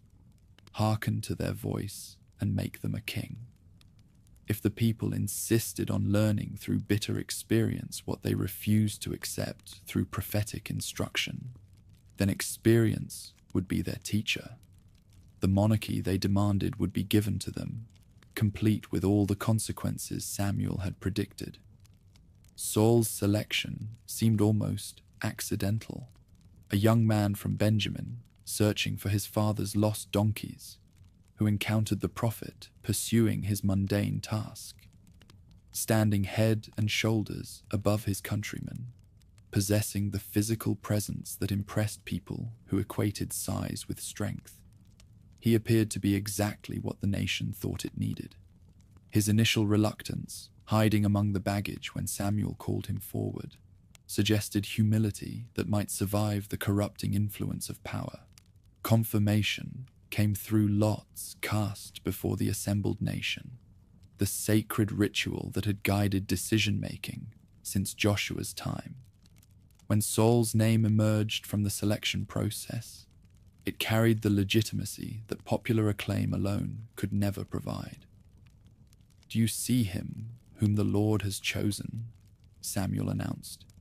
"There is none like him among all the people." The great shout that arose, "God save the king," marked the end of one era and the beginning of another. Saul's reign began not with triumph, but with crisis that tested whether the new monarchy could accomplish what loose confederation had failed to achieve. The Ammonite siege of Jabesh-Gilead provided the perfect opportunity for the untested king to prove his worth. Nahash, the Ammonite's brutal ultimatum, "Surrender, and have your right eyes gouged out as a reproach to all Israel," represented exactly the kind of organized oppression that had driven the people to demand royal authority. The Spirit of the Almighty that came upon Saul transformed a reluctant farmer into a commander capable of inspiring unified action across clan boundaries. His dismemberment of oxen and distribution of the pieces throughout Israel, with the message, "Whoever does not go out with Saul and Samuel, so it shall be done to his oxen," proved the authority to compel cooperation that judges had never possessed. The response was immediate and overwhelming. 330,000 men assembled for war, the largest force Israel had ever fielded. The dawn assault on Ammonite positions achieved complete surprise through tactics that exploited unified command. Where loose confederation had struggled to coordinate even simple operations, monarchical authority enabled complex maneuvers that divided enemy troops into isolated groups. Not two of them were left together, the chronicler recorded, describing devastation so complete that Ammonite power was eliminated as a regional threat. Celebrations at Gilgal marked the formal establishment of the monarchy through ceremonies that acknowledged both popular will and prophetic authority. Samuel's farewell address reviewed the history that had brought them to this moment, through challenges that tested covenant faithfulness despite institutional change. "If you fear the Lord and serve him and obey his voice, and do not rebel against the commandment of the Lord, then both you and the king who reigns over you will continue following the Lord your God." The thunderstorm that followed Samuel's prayer provided supernatural punctuation to his warning through demonstrations that heavenly authority transcended earthly institutions. Monarchy might satisfy popular demand for conventional guidance, but it could not exempt the nation from spiritual responsibilities that had governed their relationship with God since Sinai. The crown carried sacred sanction, but it also carried accountability that no mortal could escape. Saul's early campaigns fulfilled popular expectations through victories that exposed both the possibilities and limitations of monarchical power. The success against Philistine garrisons that began with Jonathan's bold assault at Michmash proved royal ability to inspire coordinated resistance to foreign occupation. When Jonathan and his armor-bearer killed 20 Philistines in their initial attack, the psychological impact spread panic throughout enemy ranks as supernatural intervention through earthquake completed what courage had begun. The prohibition against eating during pursuit produced the first serious conflict between royal authority and sacred law. Saul's oath that cursed anyone who tasted food before evening seemed designed to maintain focus, but it nearly cost Jonathan's life when he unwittingly violated the command by eating honey found in the forest. Only popular intervention prevented the execution of the very hero whose faith had made success possible, exposing dangerous rigidity in royal decision-making that mistook legal compliance for spiritual wisdom. The Amalekite campaign exposed the fundamental tension between monarchical pragmatism and prophetic demands that would ultimately destroy Saul's reign. Samuel's command was unambiguous. Now go and attack Amalek and utterly destroy all that they have, and do not spare them, but kill both man and woman, infant and nursing child, ox and sheep, camel and donkey. This was holy war in its most uncompromising form, requiring complete obedience to heavenly commands, regardless of apparent economic or political advantages. Saul's partial compliance exposed the calculating mind that weighed sacred commands against practical considerations.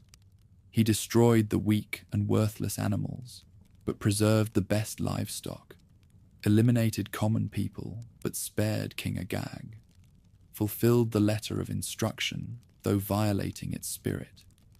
His explanation to Samuel, "I have performed the commandment of the Lord," proved self-deception that refused to acknowledge selective obedience as disobedience.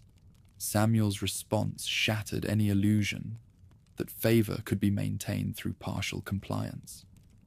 Has the Lord as great delight in burnt offerings and sacrifices as in obeying the voice of the Lord? Behold, to obey is better than sacrifice, and to heed than the fat of rams. For rebellion is as the sin of witchcraft, and stubbornness is as iniquity and idolatry. Because you have rejected the word of the Lord, he also has rejected you from being king. The execution of Agag that followed proved prophetic authority, superseding royal prerogatives through grim foreshadowing of judgments that would fall upon the monarchy itself. Samuel's declaration, "As your sword has made women childless, so shall your mother be childless among women," preceded the brutal dismemberment that eliminated the Amalekite threat Saul had been unwilling to destroy completely. Spiritual consequences of royal failure became evident immediately as the Spirit of the Lord departed from Saul, though a distressing spirit took its place. The charismatic authority that had enabled early victories evaporated, leaving behind institutional power without sacred sanction.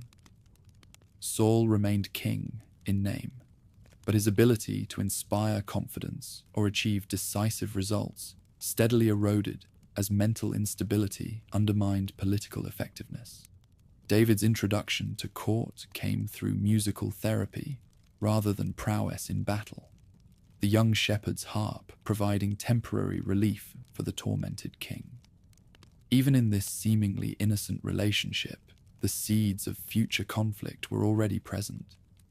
The same spirit that had departed from Saul was already working through his intended replacement, producing inevitable tension between declining and ascending authority.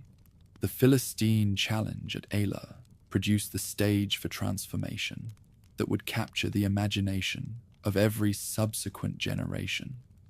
Goliath's daily defiance: "Choose a man for yourselves, and let him come down to me. If he is able to fight with me and kill me, then we will be your servants. But if I prevail against him and kill him, then you shall be our servants and serve us," represented exactly the kind of conventional warfare where superior technology and individual champions determined political outcomes. For 40 days, the armies faced each other across the valley as Goliath's challenge remained unanswered, proving the psychological paralysis that gripped Israel when confronted with enemies who possessed advantages in equipment, training, and experience.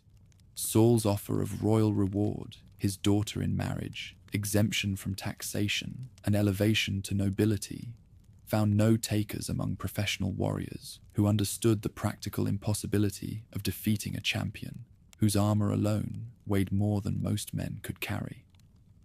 David's arrival with provisions for his brothers placed him in position to hear what others had heard for weeks without response. Where veteran soldiers saw insurmountable obstacles, the shepherd boy saw opportunity for sacred vindication. Who is this uncircumcised Philistine that he should defy the armies of the living God?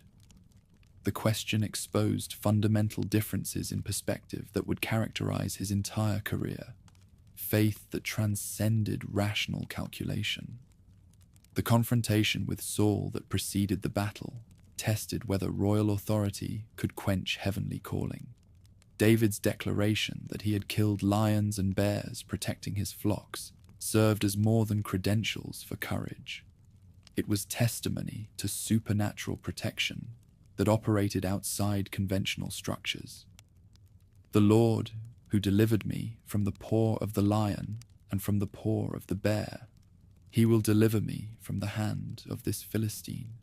Saul's armor offered in desperate hope that equipment might compensate for experience, proved useless for warfare that would be decided by faith rather than technology. David's rejection of conventional weapons in favor of shepherd's tools, staff, sling, and 5 smooth stones proved confidence in heavenly intervention that required no mortal supplements. The battle would prove whose God was real. The duel itself lasted only moments, but its consequences would reshape the ancient world. David's stone, driven by supernatural accuracy, found the one vulnerable spot in Goliath's armor, as the giant's own sword provided the instrument for his decapitation.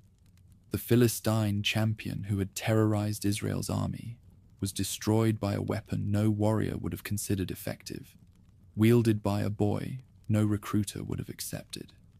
The rout that followed exposed the psychological foundations of ancient warfare, where confidence in command determined effectiveness more than numerical superiority or technological advantage. Philistine troops that had seemed invincible as their champion stood triumphant, fled in panic, when his death proved their gods powerless. Israeli pursuit extended to the gates of Ekron and Gath, transforming defensive warfare into offensive conquest that shifted regional power balance. Popular acclaim for David's triumph produced the first serious threat to Saul's political survival. "Saul has slain his thousands, and David his 10,000s, the women sang as they celebrated the returning army. The comparison that seemed innocent to those who voiced it struck Saul as seditious, exposing dangerous popularity that could easily become political challenge. From that day forward, the king who had sought security through monarchy found his throne threatened by the very success he needed to maintain legitimacy.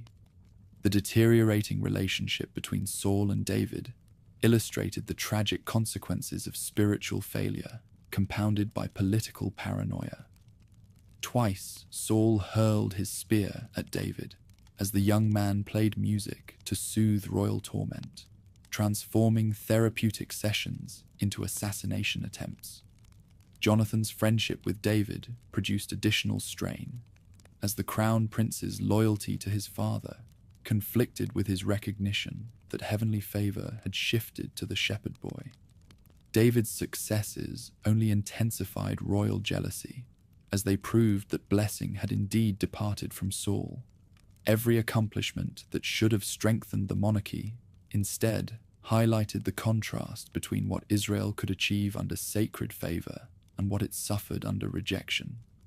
The offer of Michal in marriage, presented as royal reward but intended as death trap, backfired when David's success in killing 200 Philistines for her bride price proved supernatural protection that no scheme could overcome. The massacre at Nob represented the complete moral collapse of Saul's reign, as paranoid suspicion led to the slaughter of 85 priests who had provided innocent assistance to David's flight. Doeg the Edomite's willingness to kill those whom Saul's own servants refused to harm exposed how thoroughly foreign influence had corrupted royal administration. The destruction of an entire priestly family for the imagined crime of supporting pretenders to the throne eliminated one of the few remaining restraints on royal tyranny. David's years as an outlaw built the organization and political relationships that would enable his eventual rise to power. The 400 men who initially joined him, debtors, dissidents, and desperate men, formed the core of a professional army loyal to personal guidance rather than institutional authority. Their raids against common enemies during protection of Israelite settlements proved the kind of effective governance that royal administration had failed to provide. The encounter at En-Gedi, where David spared Saul's life despite having perfect opportunity for assassination, exposed character that distinguished him from conventional political rivals.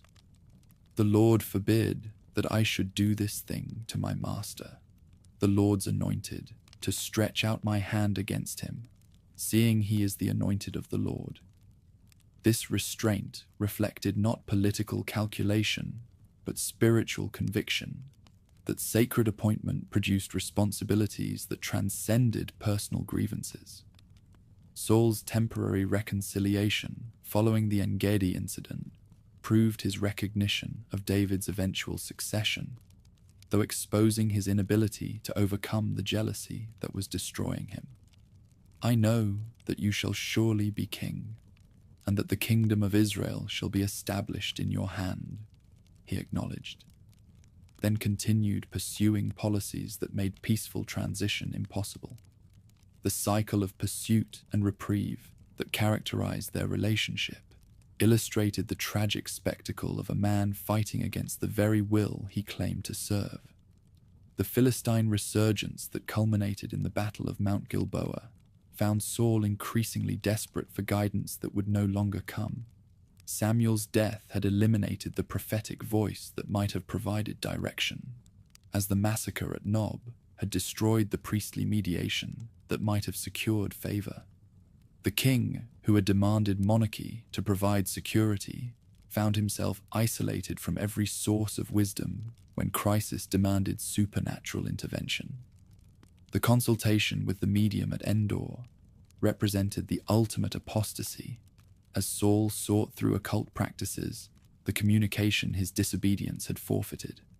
Samuel's posthumous appearance brought not comfort, but condemnation. "Tomorrow you and your sons will be with me." The prophet, who had anointed Saul as king, now pronounced his doom with supernatural authority that admitted no appeal. The final battle played out with tragic inevitability as Philistine warriors overwhelmed Israelite resistance through iron weapons, an organization that proved decisive against Bronze Age equipment and declining morale.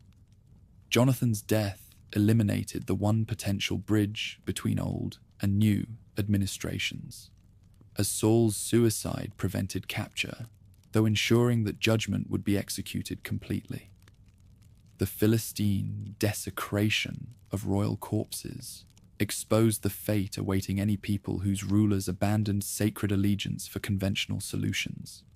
The heads displayed in Philistine temples proclaimed the impotence of Israel's God, as the bodies hung on city walls warned other peoples against resistance to Philistine expansion. Only the heroic rescue by men of Jabesh Gilead, remembering Saul's first success in their defense, prevented complete humiliation by recovering the bodies for decent burial. David's response to news of Saul's death proved the magnanimity that would characterize his reign through political wisdom that understood the importance of national unity. His lament for Saul and Jonathan, "How the mighty have fallen," honored the previous administration, though avoiding any appearance of celebrating their destruction. The execution of the Amalekite who claimed credit for killing Saul served warning that David would not tolerate those who showed disrespect for sacred appointment, even when that appointment had failed. The division of the kingdom that followed Saul's death tested whether David's character would survive the temptations of power through tribal tensions that monarchy had been intended to resolve.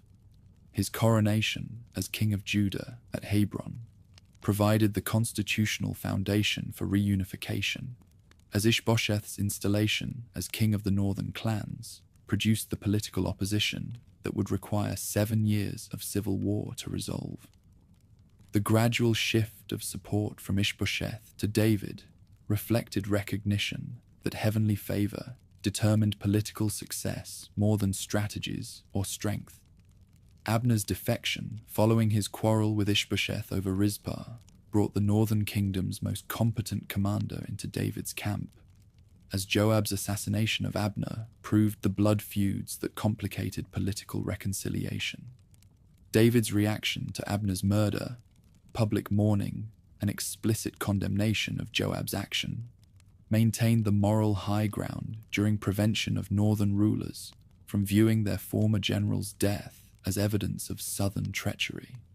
"Know that a prince and a great man has fallen this day in Israel," David declared, honoring his former enemy through distancing himself from those whose violence threatened national unity. The assassination of Ishbosheth by his own bodyguards eliminated the remaining obstacle to reunification through testing David's commitment to justice over political convenience. His execution of the murderers who expected reward for delivering his rival's head proved that sacred kingship required moral consistency regardless of personal advantage. The honor given to Ishbosheth's burial established precedent for treating former opponents with dignity that encouraged future reconciliation. The unanimous coronation at Hebron that made David king over all Israel represented more than political success. It was heavenly vindication of choices that had been made decades earlier when Samuel anointed the shepherd boy in his father's house. So all the elders of Israel came to the king at Hebron, and King David made a covenant with them at Hebron before the Lord, and they anointed David king over Israel.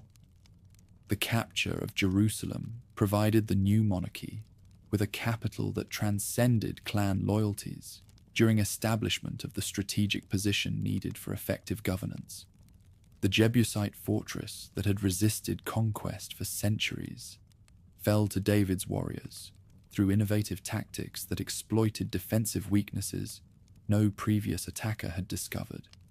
More importantly, the city's location on the border between Judah and Benjamin made it neutral territory that could unite rather than divide the clans. David's transformation of Jerusalem from Jebusite stronghold into Israel's eternal capital reflected blessing operating through wisdom and supernatural intervention.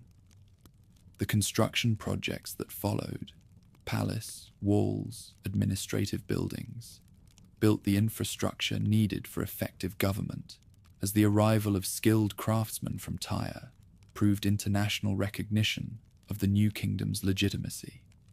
The Philistine response to David's coronation exposed their understanding that unified Israel posed existential threat to their expansion plans. The 2 campaigns in the Valley of Rephaim tested whether favor that had elevated David to the throne would continue protecting him against superior technology.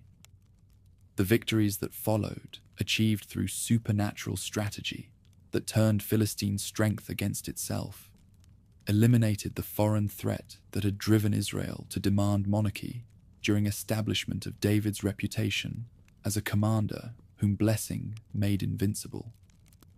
The transfer of the Ark to Jerusalem represented the theological climax of David's rise to power during establishment of the spiritual foundations that would distinguish his kingdom from conventional ancient Near Eastern monarchies.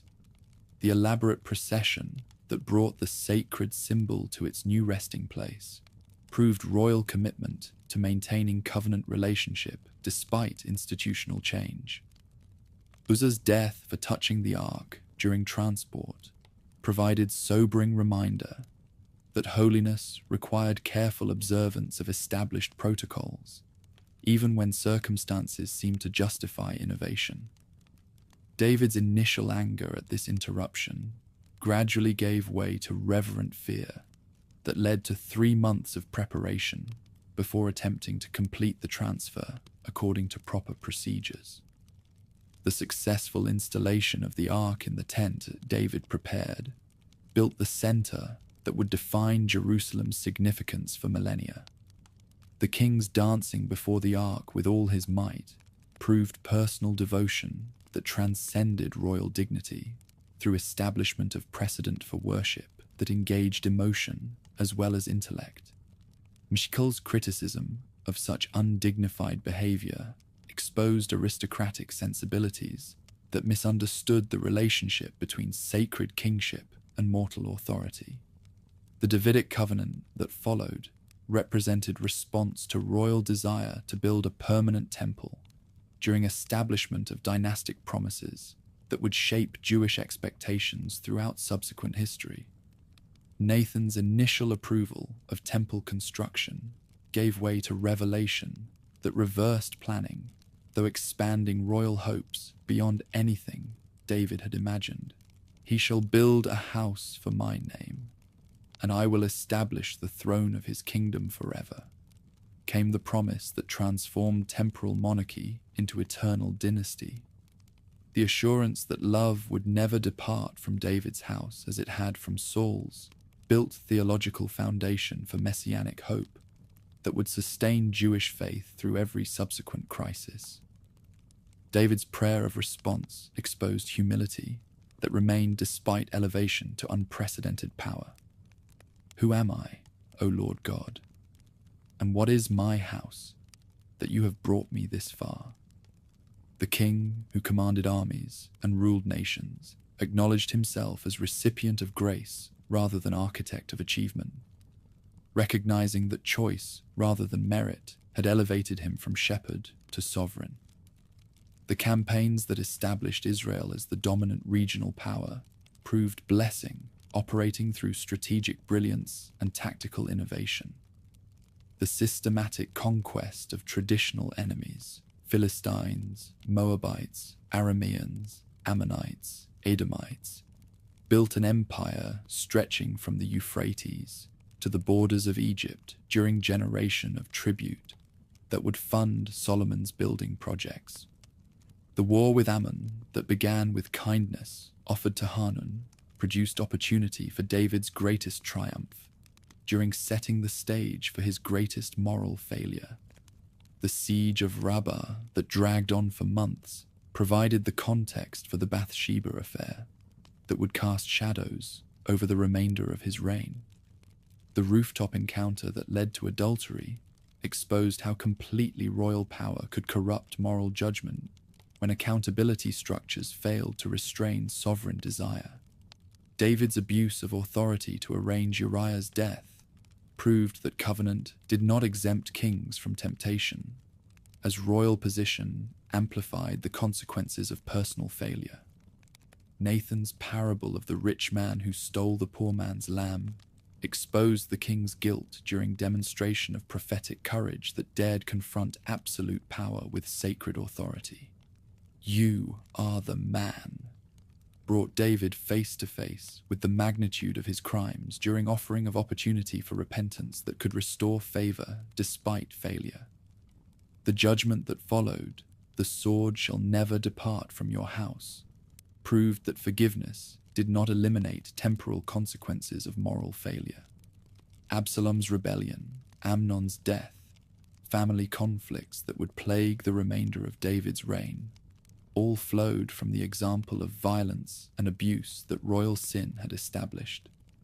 David's response to discipline exposed character that distinguished him from Saul despite similar failures.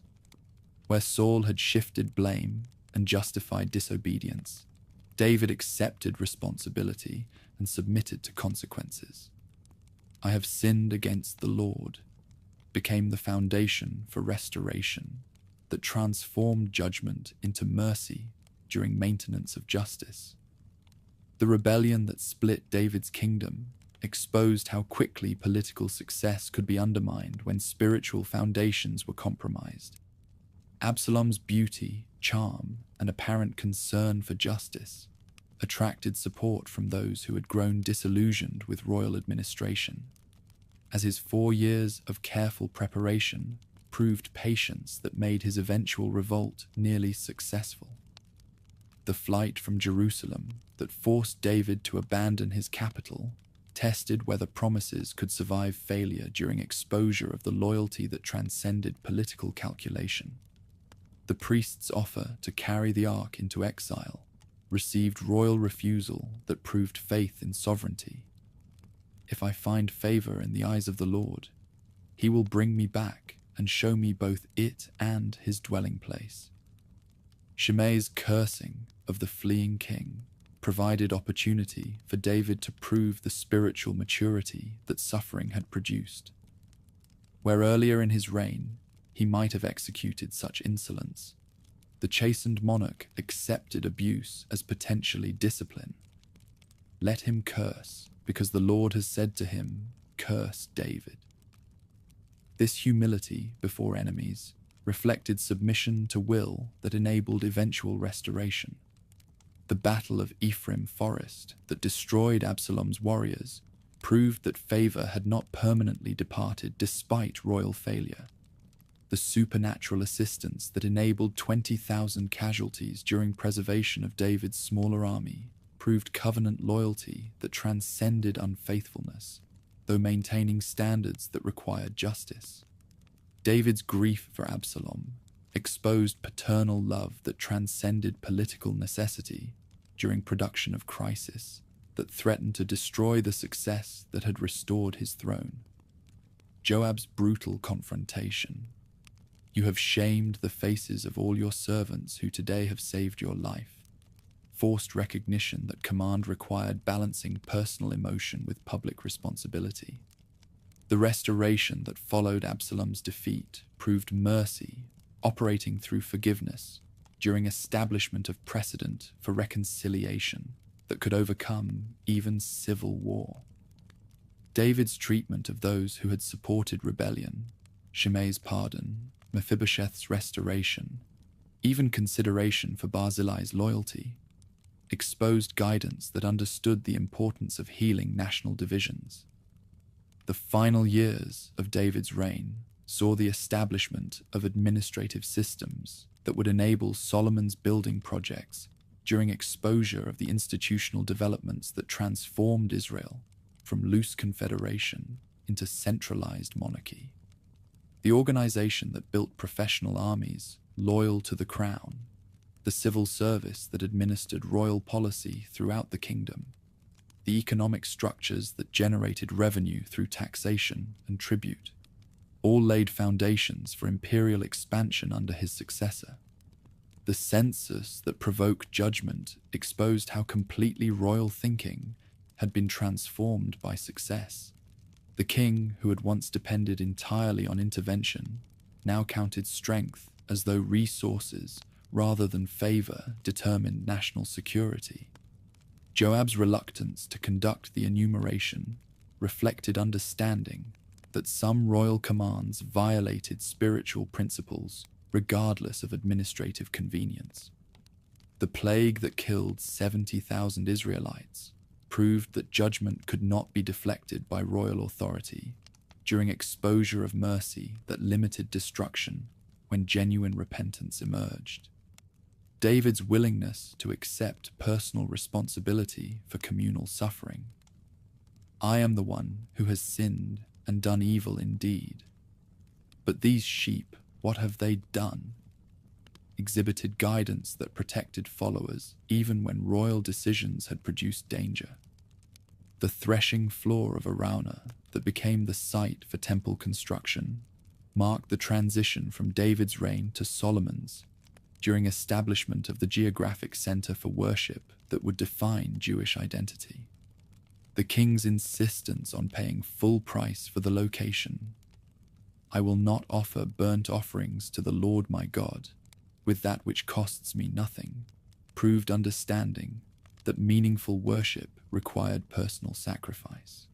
Solomon's anointing at Gihon as Adonijah, attempted coronation at Enrogel, represented the final test of David's wisdom during assurance of succession according to heavenly rather than preference.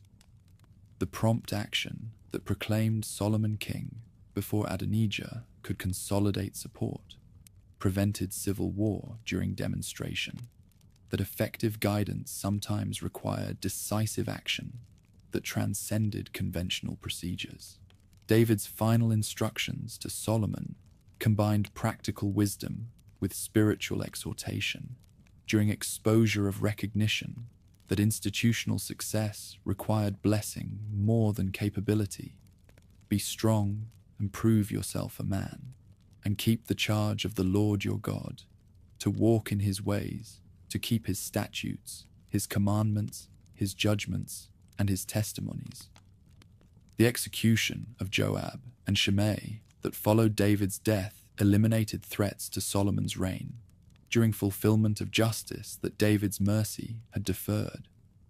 The new king's willingness to carry out policies his father had been unable to implement proved royal authority that could transcend personal relationships when political necessity demanded decisive action.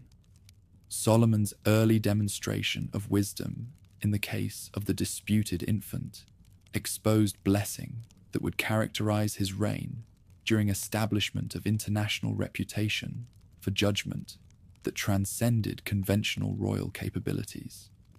The threat to divide the living child exposed the false claimant during preservation of the infant for its true mother, proving insight that penetrated deception through understanding of genuine love. The administrative reorganization that divided the kingdom into 12 districts, governed by appointed officials, built revenue system that funded unprecedented building projects during elimination of clan autonomy that had limited previous monarchs. Each district's responsibility to provide royal maintenance for 1 month annually generated resources that enabled Solomon to support 40,000 stalls of horses, elaborate court ceremonies, and construction projects that would amaze the ancient world. International relationships that began with marriage to Pharaoh's daughter proved Israel's elevation to great power status during production of diplomatic connections that facilitated trade and cultural exchange. The alliance that had seemed impossible during the Judges period now represented natural partnership between equals who shared interests in regional stability and commercial prosperity. The temple construction that dominated Solomon's reign represented the fulfillment of David's vision during production of architectural achievement that would define Jewish worship for millennia. The detailed specifications that governed every aspect of design, from foundation stones to golden vessels, emphasized holiness during demonstration of royal resources that could accomplish projects beyond conventional imagination.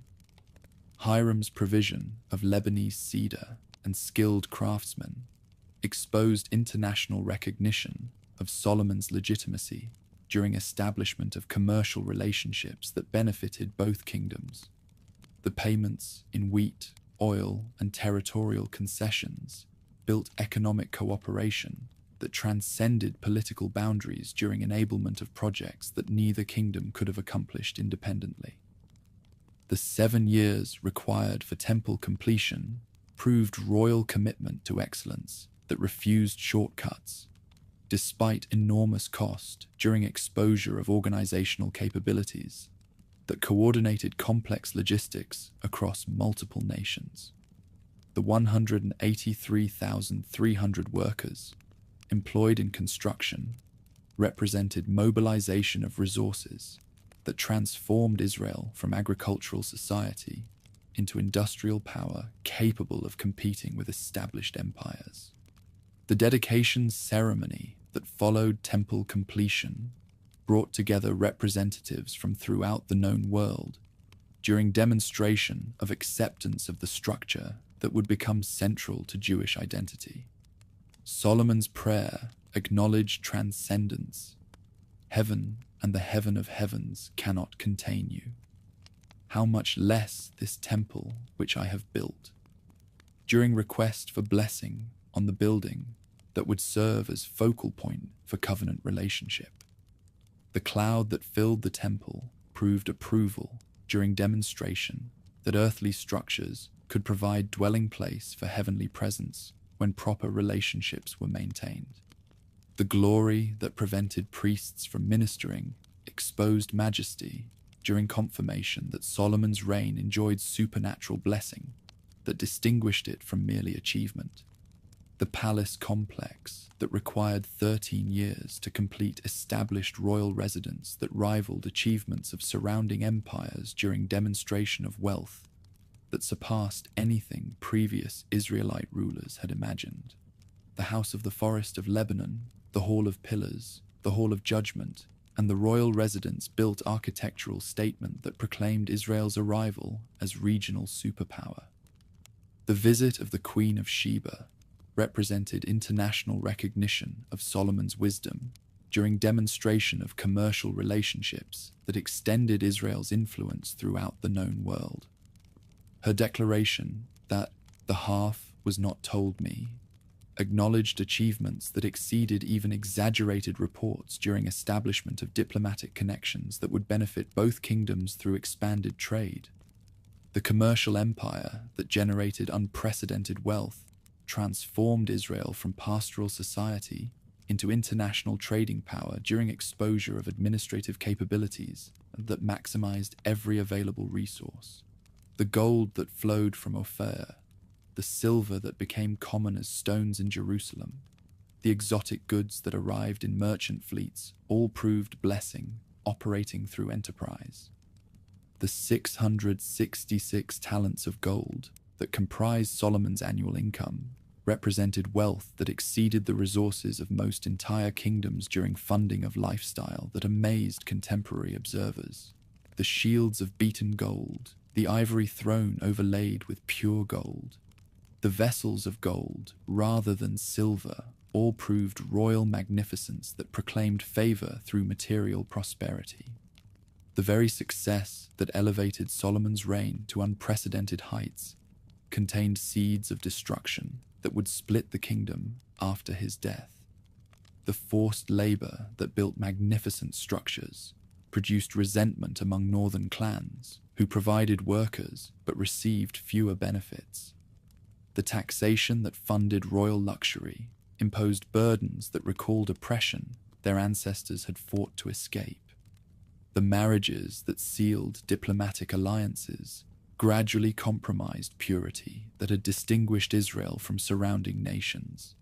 Solomon's 700 wives and 300 concubines represented political connections that brought foreign gods into the very heart of the kingdom during demonstration of royal excess that violated standards for guidance.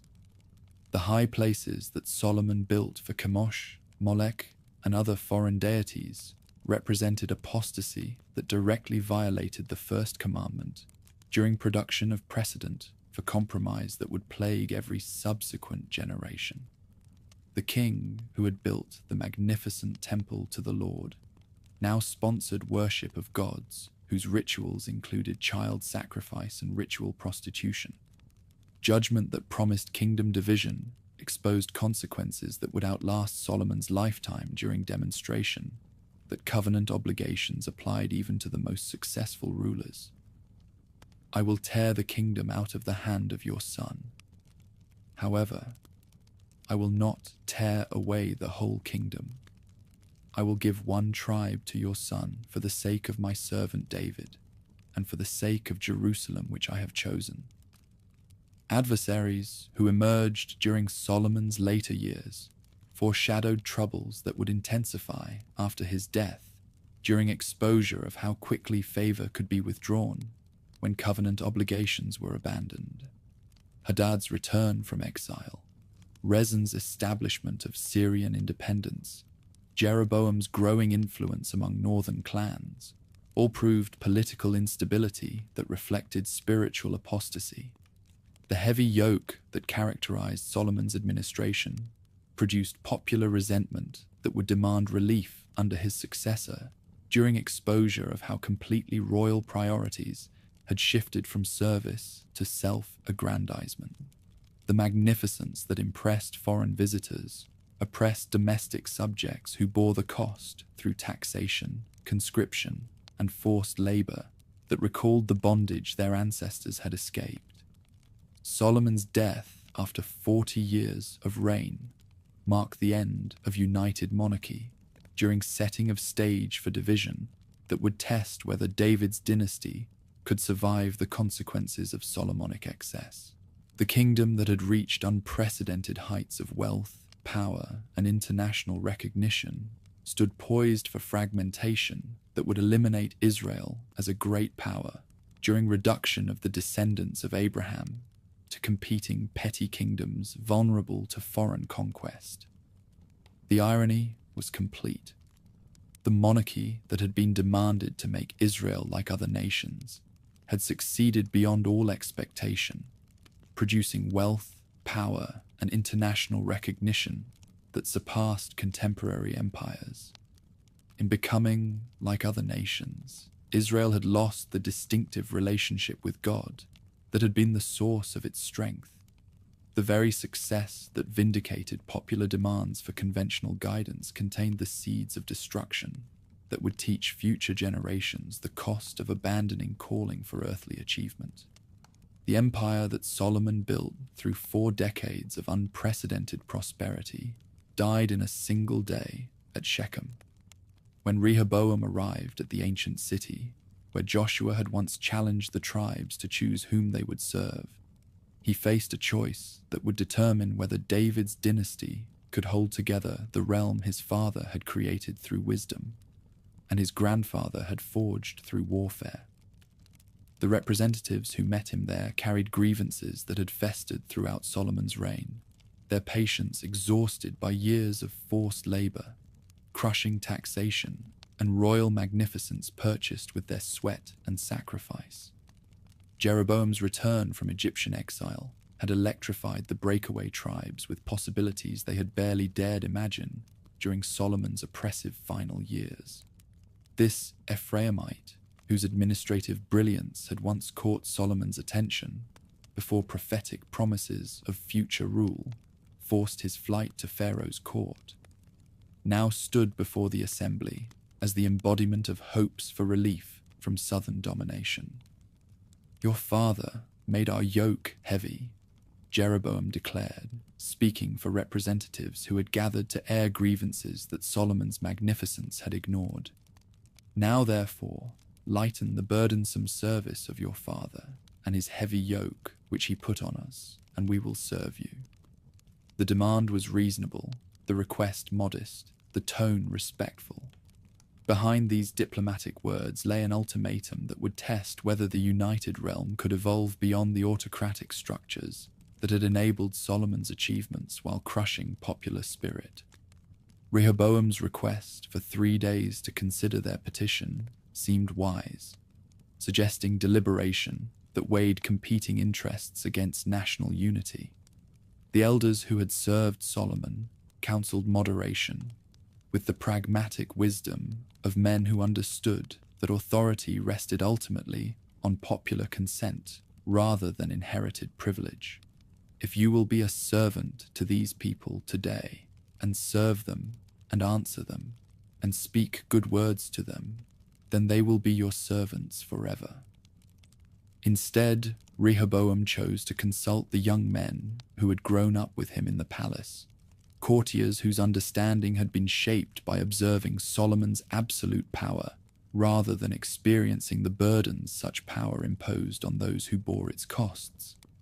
Their counsel reflected the arrogance of privilege insulated from consequence, the short-sightedness of authority that had never been challenged. "My little finger shall be thicker than my father's waist," came Rehoboam's response when the assembly reconvened, his words dripping with contempt for people whose labor had built the very palace where he had learned such arrogance. "My father chastised you with whips, but I will chastise you with scourges." The response was immediate and devastating. "What share have we in David? Neither have we inheritance in the son of Jesse. To your tents, O Israel. Now see to your own house, O David." The ancient cry that had once rallied tribal independence against Philistine oppression now shattered the united realm that 3 generations of Davidic rule had built. In choosing intimidation over reconciliation, Rehoboam had transformed opposition into revolution. The stoning of Adoram, Rehoboam's tribute officer, provided brutal punctuation to the Declaration of Independence, while demonstrating how completely royal control had collapsed outside Judah's borders. The man whose collection of forced labor had symbolized Solomonic oppression became the first casualty of civil war that would divide the people of Abraham for the next 2 centuries.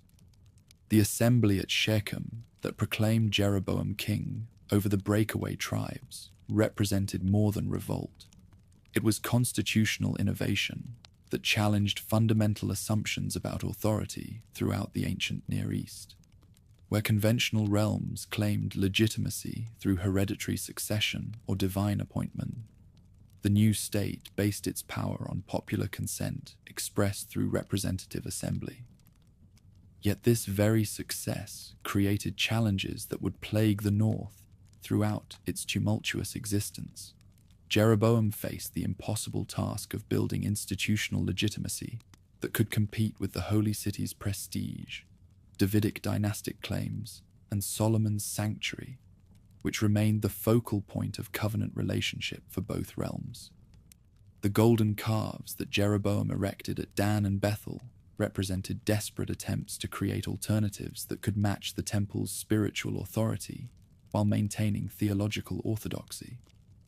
"It is too much for you to go up to the holy city," he declared, offering practical solutions to obligations that southern control had made dangerous. "Here are your gods, O Israel, which brought you up from the land of Egypt." The irony was bitter and the precedent ominous.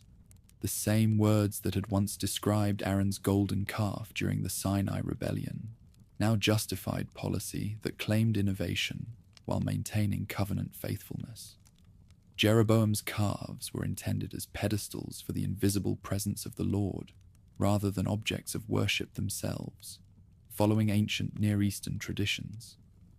Yet the distinction between symbol and idol, between innovation and apostasy, would prove impossible to maintain in practice. The priesthood that Jeroboam established completed the institutional separation that made reunion increasingly unlikely. Unable to rely on Levitical priests whose loyalties remained tied to the temple, he appointed clergy from among the common people who would serve crown policy rather than traditional covenant requirements.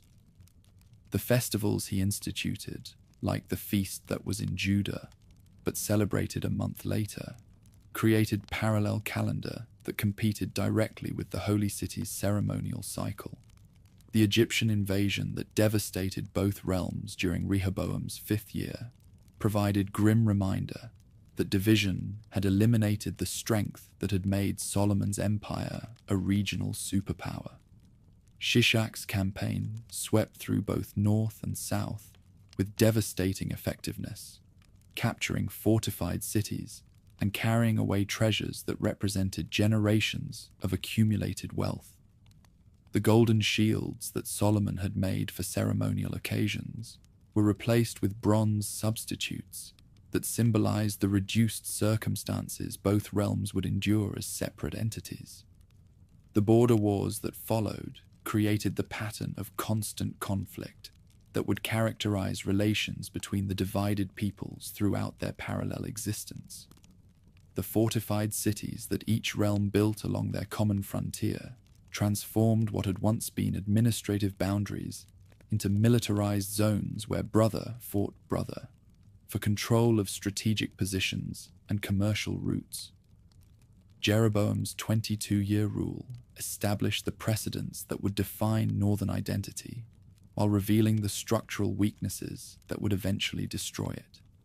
His success in maintaining independence against southern pressure proved northern viability, yet his innovations created theological problems that would plague every subsequent ruler. The sin of Jeroboam, worship at unauthorized sanctuaries served by illegitimate priests, became the standard by which prophetic literature would judge all future kings. The dynastic instability that followed Jeroboam's death exposed the constitutional weakness inherent in rule, based on popular consent rather than hereditary succession. Nadab's assassination, after only 2 years, initiated the pattern of violent succession that would characterize politics throughout the North's history. Baasha's extermination of Jeroboam's entire family fulfilled prophetic warnings while establishing precedent for dynastic elimination that would make stability impossible to achieve. Omri's emergence as victor in the succession struggle that required 4 years to resolve marked the beginning of recovery that would make the breakaway state a regional power. His purchase of the Hill of Samaria and construction of a new seat demonstrated strategic vision that placed the royal residence on defensible terrain while creating impressive architectural statement of independence. The new city's commanding position, overlooking major trade routes, proclaimed determination to control economic destiny, rather than accepting subordination to the South's commercial interests. International recognition of legitimacy came through Omri's alliance with Phoenician Tyre, sealed by his son Ahab's marriage to Jezebel, daughter of the Sidonian king Ethbaal. This diplomatic revolution connected the state to Mediterranean commercial networks, while providing access to Phoenician maritime technology, craftsmanship, and cultural sophistication. Ahab's accession inaugurated the most dramatic period in the North's history, as spiritual conflict intensified into open confrontation between prophetic authority and crown policy. Jezebel's influence introduced aggressive promotion of Baal worship that went far beyond Jeroboam's pragmatic innovations, threatening to eliminate covenant relationship entirely in favor of Canaanite fertility practices. The 450 prophets of Baal and 400 prophets of Asherah who ate at Jezebel's table represented systematic attempt to replace traditional leadership with foreign-trained clergy. Elijah's emergence as prophetic champion against this apostasy transformed conflict into national crisis that tested whether covenant relationship could survive royal abandonment. His declaration that no rain would fall except at his word challenged both Baal's reputation as storm deity and crown authority to determine policy. The 3.5-year drought that followed vindicated prophetic claims while creating economic devastation that touched every aspect of society. The contest at Mount Carmel provided definitive proof of divine power, while exposing the impotence of foreign deities that crown policy had promoted. Elijah's careful preparation, the altar repair using 12 stones representing tribal unity, the repeated drenching that eliminated any possibility of fraud, the prayer that acknowledged sovereignty, created conditions where supernatural intervention would be unmistakable. The fire that consumed sacrifice, stones, and water, while igniting popular enthusiasm for covenant renewal, demonstrated that the Lord remained Israel's God despite royal apostasy. The massacre of Baal's prophets that followed eliminated organized leadership for foreign practices that Crown policy had promoted. Yet Jezebel's threat against Elijah's life forced the prophet into exile, proving that triumph in spiritual warfare required sustained support that prophetic authority alone could not provide. Ahab's death at Ramoth-Gilead eliminated the strongest ruler while leaving conflicts unresolved and Syrian pressure mounting. His son, Ahaziah's brief rule ended in fatal injury that prompted consultation with Baal-zebub of Ekron rather than Israel's God, demonstrating how thoroughly royal apostasy had progressed. Jehu's anointing as king through prophetic agency marked the end of Omride dynasty while inaugurating revolution that would eliminate Baal worship through systematic violence. The secret ceremony that Elisha's student conducted in the army camp at Ramoth-Gilead created legitimate alternative to existing authority while providing divine sanction for revolutionary action. The chariot pursuit that brought Jehu to Jezreel demonstrated the efficiency that made his revolution successful, while fulfilling prophetic warnings that had been pronounced decades earlier. Joram's death by Jehu's arrow at Naboth's vineyard provided poetic justice for crimes that had violated both property rights and judicial procedures. Jezebel's defiant appearance at her window, adorned with makeup and elaborate hairstyle that proclaimed royal dignity even in defeat, demonstrated courage that transcended differences while providing dramatic conclusion to the foreign influence that had shaped policy for decades. Her death by defenestration, followed by consumption by dogs, fulfilled Elijah's prophecy while eliminating the driving force behind Baal promotion. The massacre of Ahab's 70 sons, whose heads were delivered to Jezreel in baskets, completed the dynastic elimination that revolution required. The slaughter of Ahab's relatives, friends, and court officials extended purge beyond the royal family to include all who had supported Omride policies. The Baal worshippers who gathered at the temple in response to Jehu's deceptive invitation to a great sacrifice met systematic destruction that eliminated organized foreign practice from the territory. The transformation of Baal's sanctuary into a latrine provided symbolic conclusion to revolution, while demonstrating Jehu's determination to make restoration impossible. Yet the preservation of Jeroboam's golden calves revealed the calculations that limited reform to elimination of foreign elements while maintaining independence from the south. The Assyrian tribute that Jehu paid to Shalmaneser III, documented on the Black Obelisk discovered at Nimrud, marked entry into the imperial system that would eventually destroy independence. The relief carvings that show Jehu or his representative prostrating before the Assyrian king, while presenting tribute, demonstrate the humiliating diplomatic position that revolution's aftermath had created. Jehu's 28-year rule established orthodoxy, while revealing the costs that revolution had imposed on society. The elimination of Phoenician alliance through Jezebel's death reduced commercial opportunities that had funded Omride prosperity. The hostility from Judah that resulted from Ahaziah's death eliminated cooperation that had enabled joint resistance to Syrian expansion. The Syrian conquests that characterized Jehu's later years demonstrated how isolation had weakened strategic position, while revealing divine judgment operating through foreign success. Hazael's systematic reduction of territory east of the Jordan eliminated agricultural resources, while forcing population displacement that weakened potential. The rapid succession of kings that followed demonstrated instability that prosperity had temporarily masked, while foreign pressures mounted beyond capacity to resist. Zechariah's 6-month rule ended in public assassination.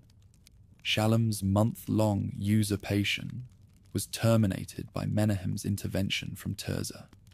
These violent transitions showed constitutional weakness, while external enemies prepared to exploit internal divisions. Menahem's 10-year rule brought temporary stability through systematic brutality that crushed internal opposition while accepting Assyrian dominance that reduced independence to nominal self-government.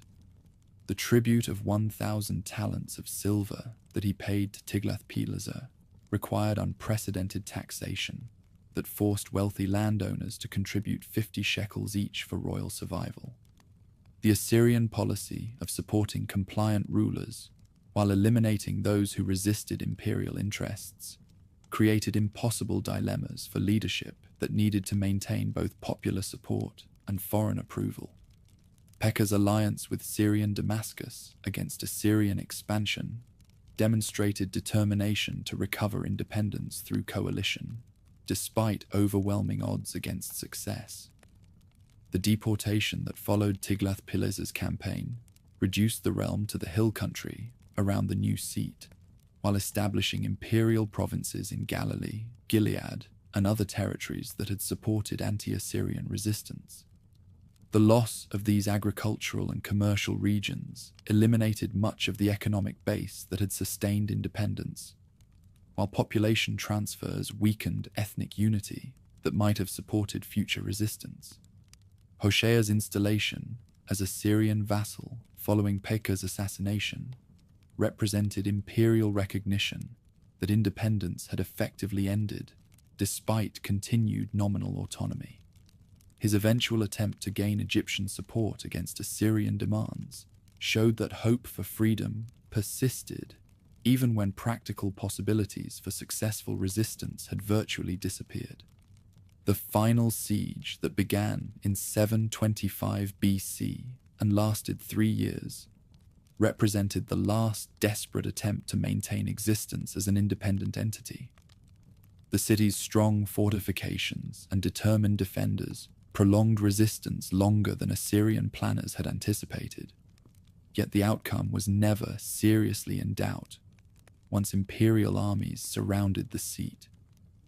The 27,290 people who were deported to distant regions of the Assyrian Empire, according to royal inscriptions, represented the skilled craftsmen, administrative personnel, and potential leadership that might have maintained distinct identity in exile.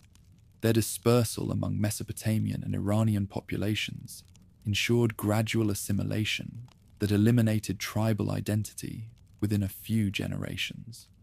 The foreign colonists who were brought to settle depopulated territories created the mixed population that would later be known as Samaritans. The lost tribes that captured later imagination represented the historical reality that successful imperial policy could eliminate entire peoples through demographic engineering that destroyed cultural continuity while preventing organized resistance to foreign rule. The state that had maintained independence for over 2 centuries disappeared as completely as though it had never existed, leaving only archaeological remains and biblical records to preserve memory of its achievements and failures. The southern realm of Judah that survived the catastrophe inherited both the responsibility for preserving covenant relationship and the warning of what awaited those who abandoned divine calling for earthly advantage. The lesson was clear, the precedent ominous, the choice unavoidable. Independence required spiritual faithfulness, and material prosperity without moral foundation led inevitably to national destruction. The North's fate would serve as prophetic warning for every subsequent generation that possessed the freedom to choose between covenant loyalty and cultural accommodation. The smoke was still rising from Samaria's ruins when a delegation arrived at Hezekiah's court with urgent news. The northern realm that had defied Assyrian power for 3 years was gone.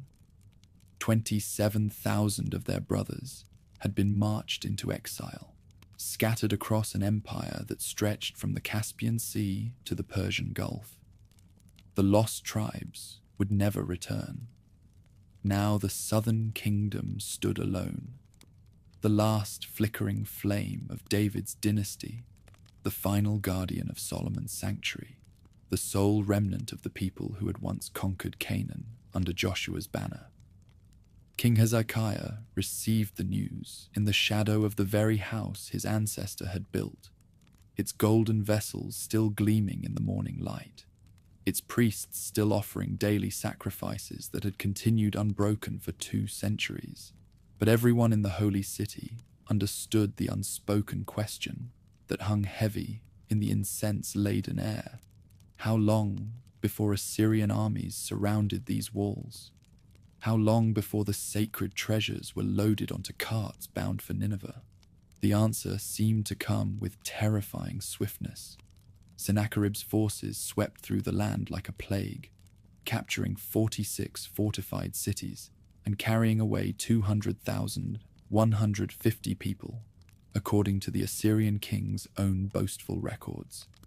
City after city opened its gates in surrender. Fortress after fortress fell to siege engines that had perfected their deadly craft on a dozen campaigns. Yet Hezekiah chose faith over fear, sacred loyalty over political calculation.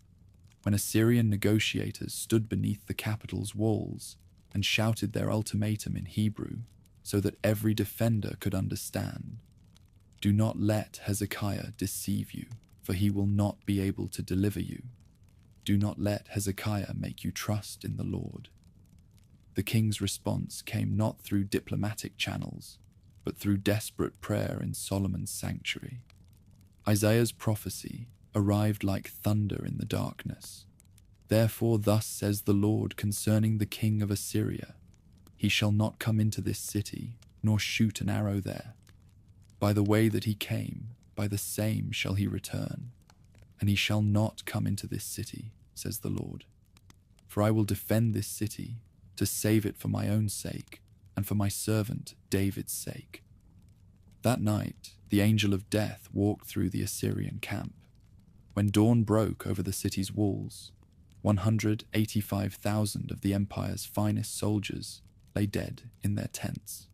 Sennacherib, who had boasted that he would make the Lord as powerless as the deities of Damascus and Samaria, fled back to Nineveh, where his own sons would eventually murder him in his sanctuary. The lesson was unmistakable, the precedent hopeful, the relationship vindicated.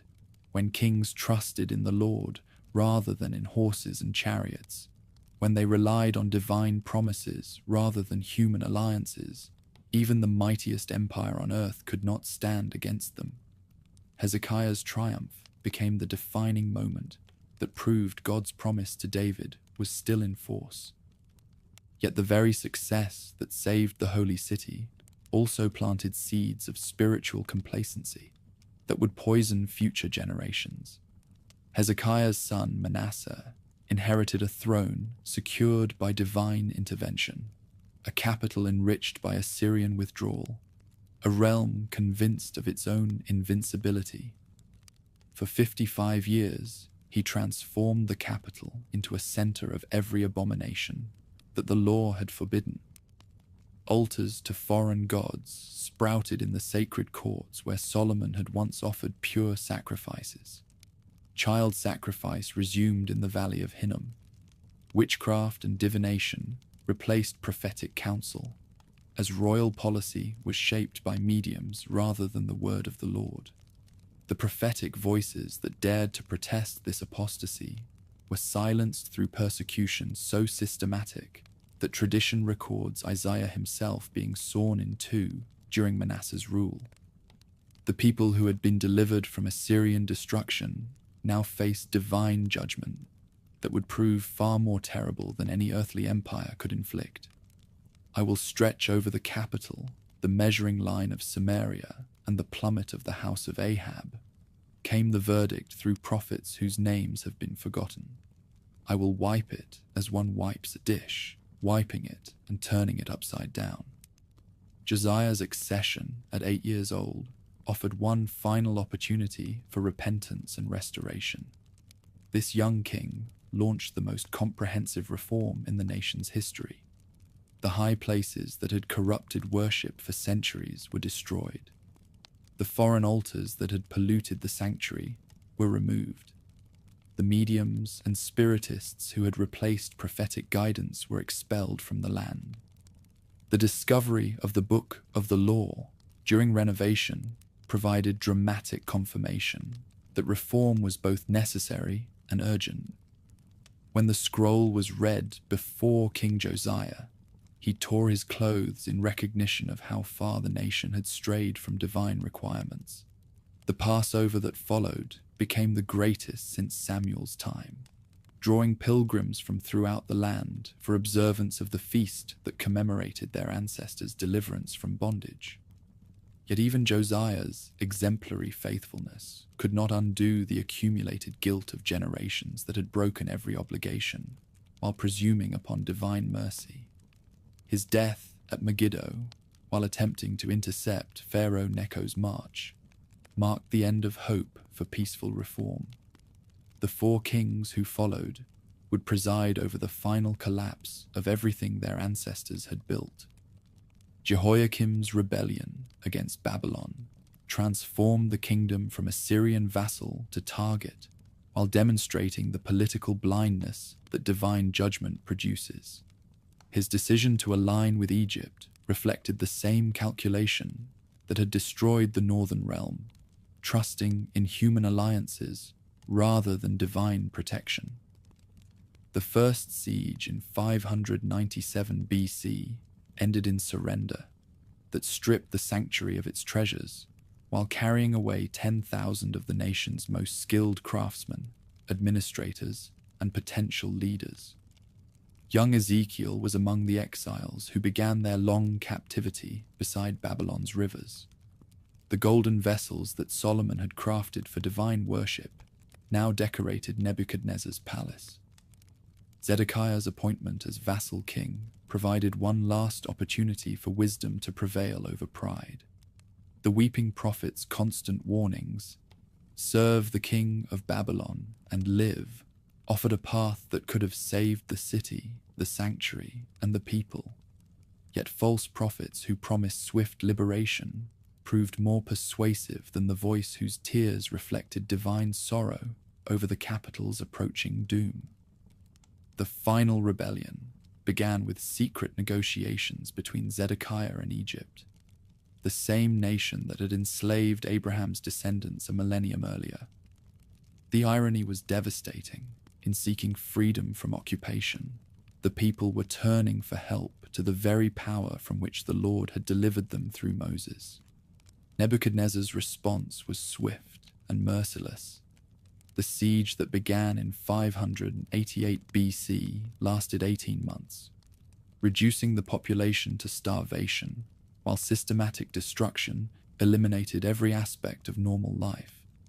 Mothers ate their own children, as famine reached depths that Deuteronomy had warned would accompany abandonment. The city that had been called beautiful for situation became a charnel house where death stalked every street. The walls that had protected the capital since David's conquest were breached on the 9th day of the 4th month in 586 BC. Soldiers poured through the gaps like water through a broken dam, their torches setting fire to everything that centuries of faithful kings had built. The palace that had housed David's dynasty burned throughout the night. But the ultimate tragedy was yet to come. On the 7th day of the 5th month, Nebuzaradan arrived with orders that would end the system that had connected heaven and earth since Solomon's dedication. The sanctuary was stripped of its remaining treasures. The bronze pillars, the molten sea, the golden lampstands, the altar of incense. Every precious thing dedicated to divine service was broken in pieces and carried away. Then came the fire. The house that Solomon had built for the name of the Lord, where the ark had rested, where divine presence had dwelt among the people, where 1,000 years of prayers had ascended like incense. All was consumed in flames that rose toward heaven like a final sacrifice. The building that had been the center of the people's spiritual life was reduced to blackened stones and bitter ash. Zedekiah's capture, while fleeing toward Jericho, provided a fitting conclusion to the dynasty that had begun with such promise. His sons were slaughtered before his eyes, ensuring that no descendant would continue David's line on the throne. His own eyes were then put out, making the murder of his children the last sight he would ever see. The king who had broken faith with both divine and human authority was led away in bronze chains to die in prison, blind and broken. The deportation that followed eliminated the remnant of leadership, while scattering the people among nations as Moses had warned would happen if they forsook the sacred relationship. The number who went into exile, some 4,600 according to careful count, represented the educated class, the skilled workers, the priests and prophets who had maintained Israel's distinctive identity. Those who remained in the devastated land were largely the poor and unskilled, unable to preserve the traditions that had defined their ancestors. Gedaliah's brief governorship and subsequent assassination completed the political destruction that conquest had begun. The remnant who fled to Egypt against the prophet's warnings carried the weeping voice with them into exile, his final prophecies unheeded, his tears unavailing. The land that had once flowed with milk and honey lay desolate, its cities ruined, its sanctuary destroyed, its people scattered to the four winds. The story that had begun with Abraham's journey from Ur to Canaan had come full circle. The descendants who had been called out from pagan nations to be a holy people had been scattered back among those same nations as judgment for their unfaithfulness. The land that had been promised as an eternal inheritance lay empty under foreign rule. The relationship that had been the source of their strength had been broken by the very people it was meant to bless. Yet in the darkness of exile, in the ashes of the holy city, in the silence where the sanctuary once rang with songs of praise, the story was not truly ending, but transforming. Ezekiel's visions by the river Chebar spoke of dry bones that would live again. Letters to the exiles promised that 70 years would bring restoration. Daniel's prayers in Babylon's palace demonstrated that divine presence was not confined to Solomon's house, but could be found wherever faithful hearts sought the Lord.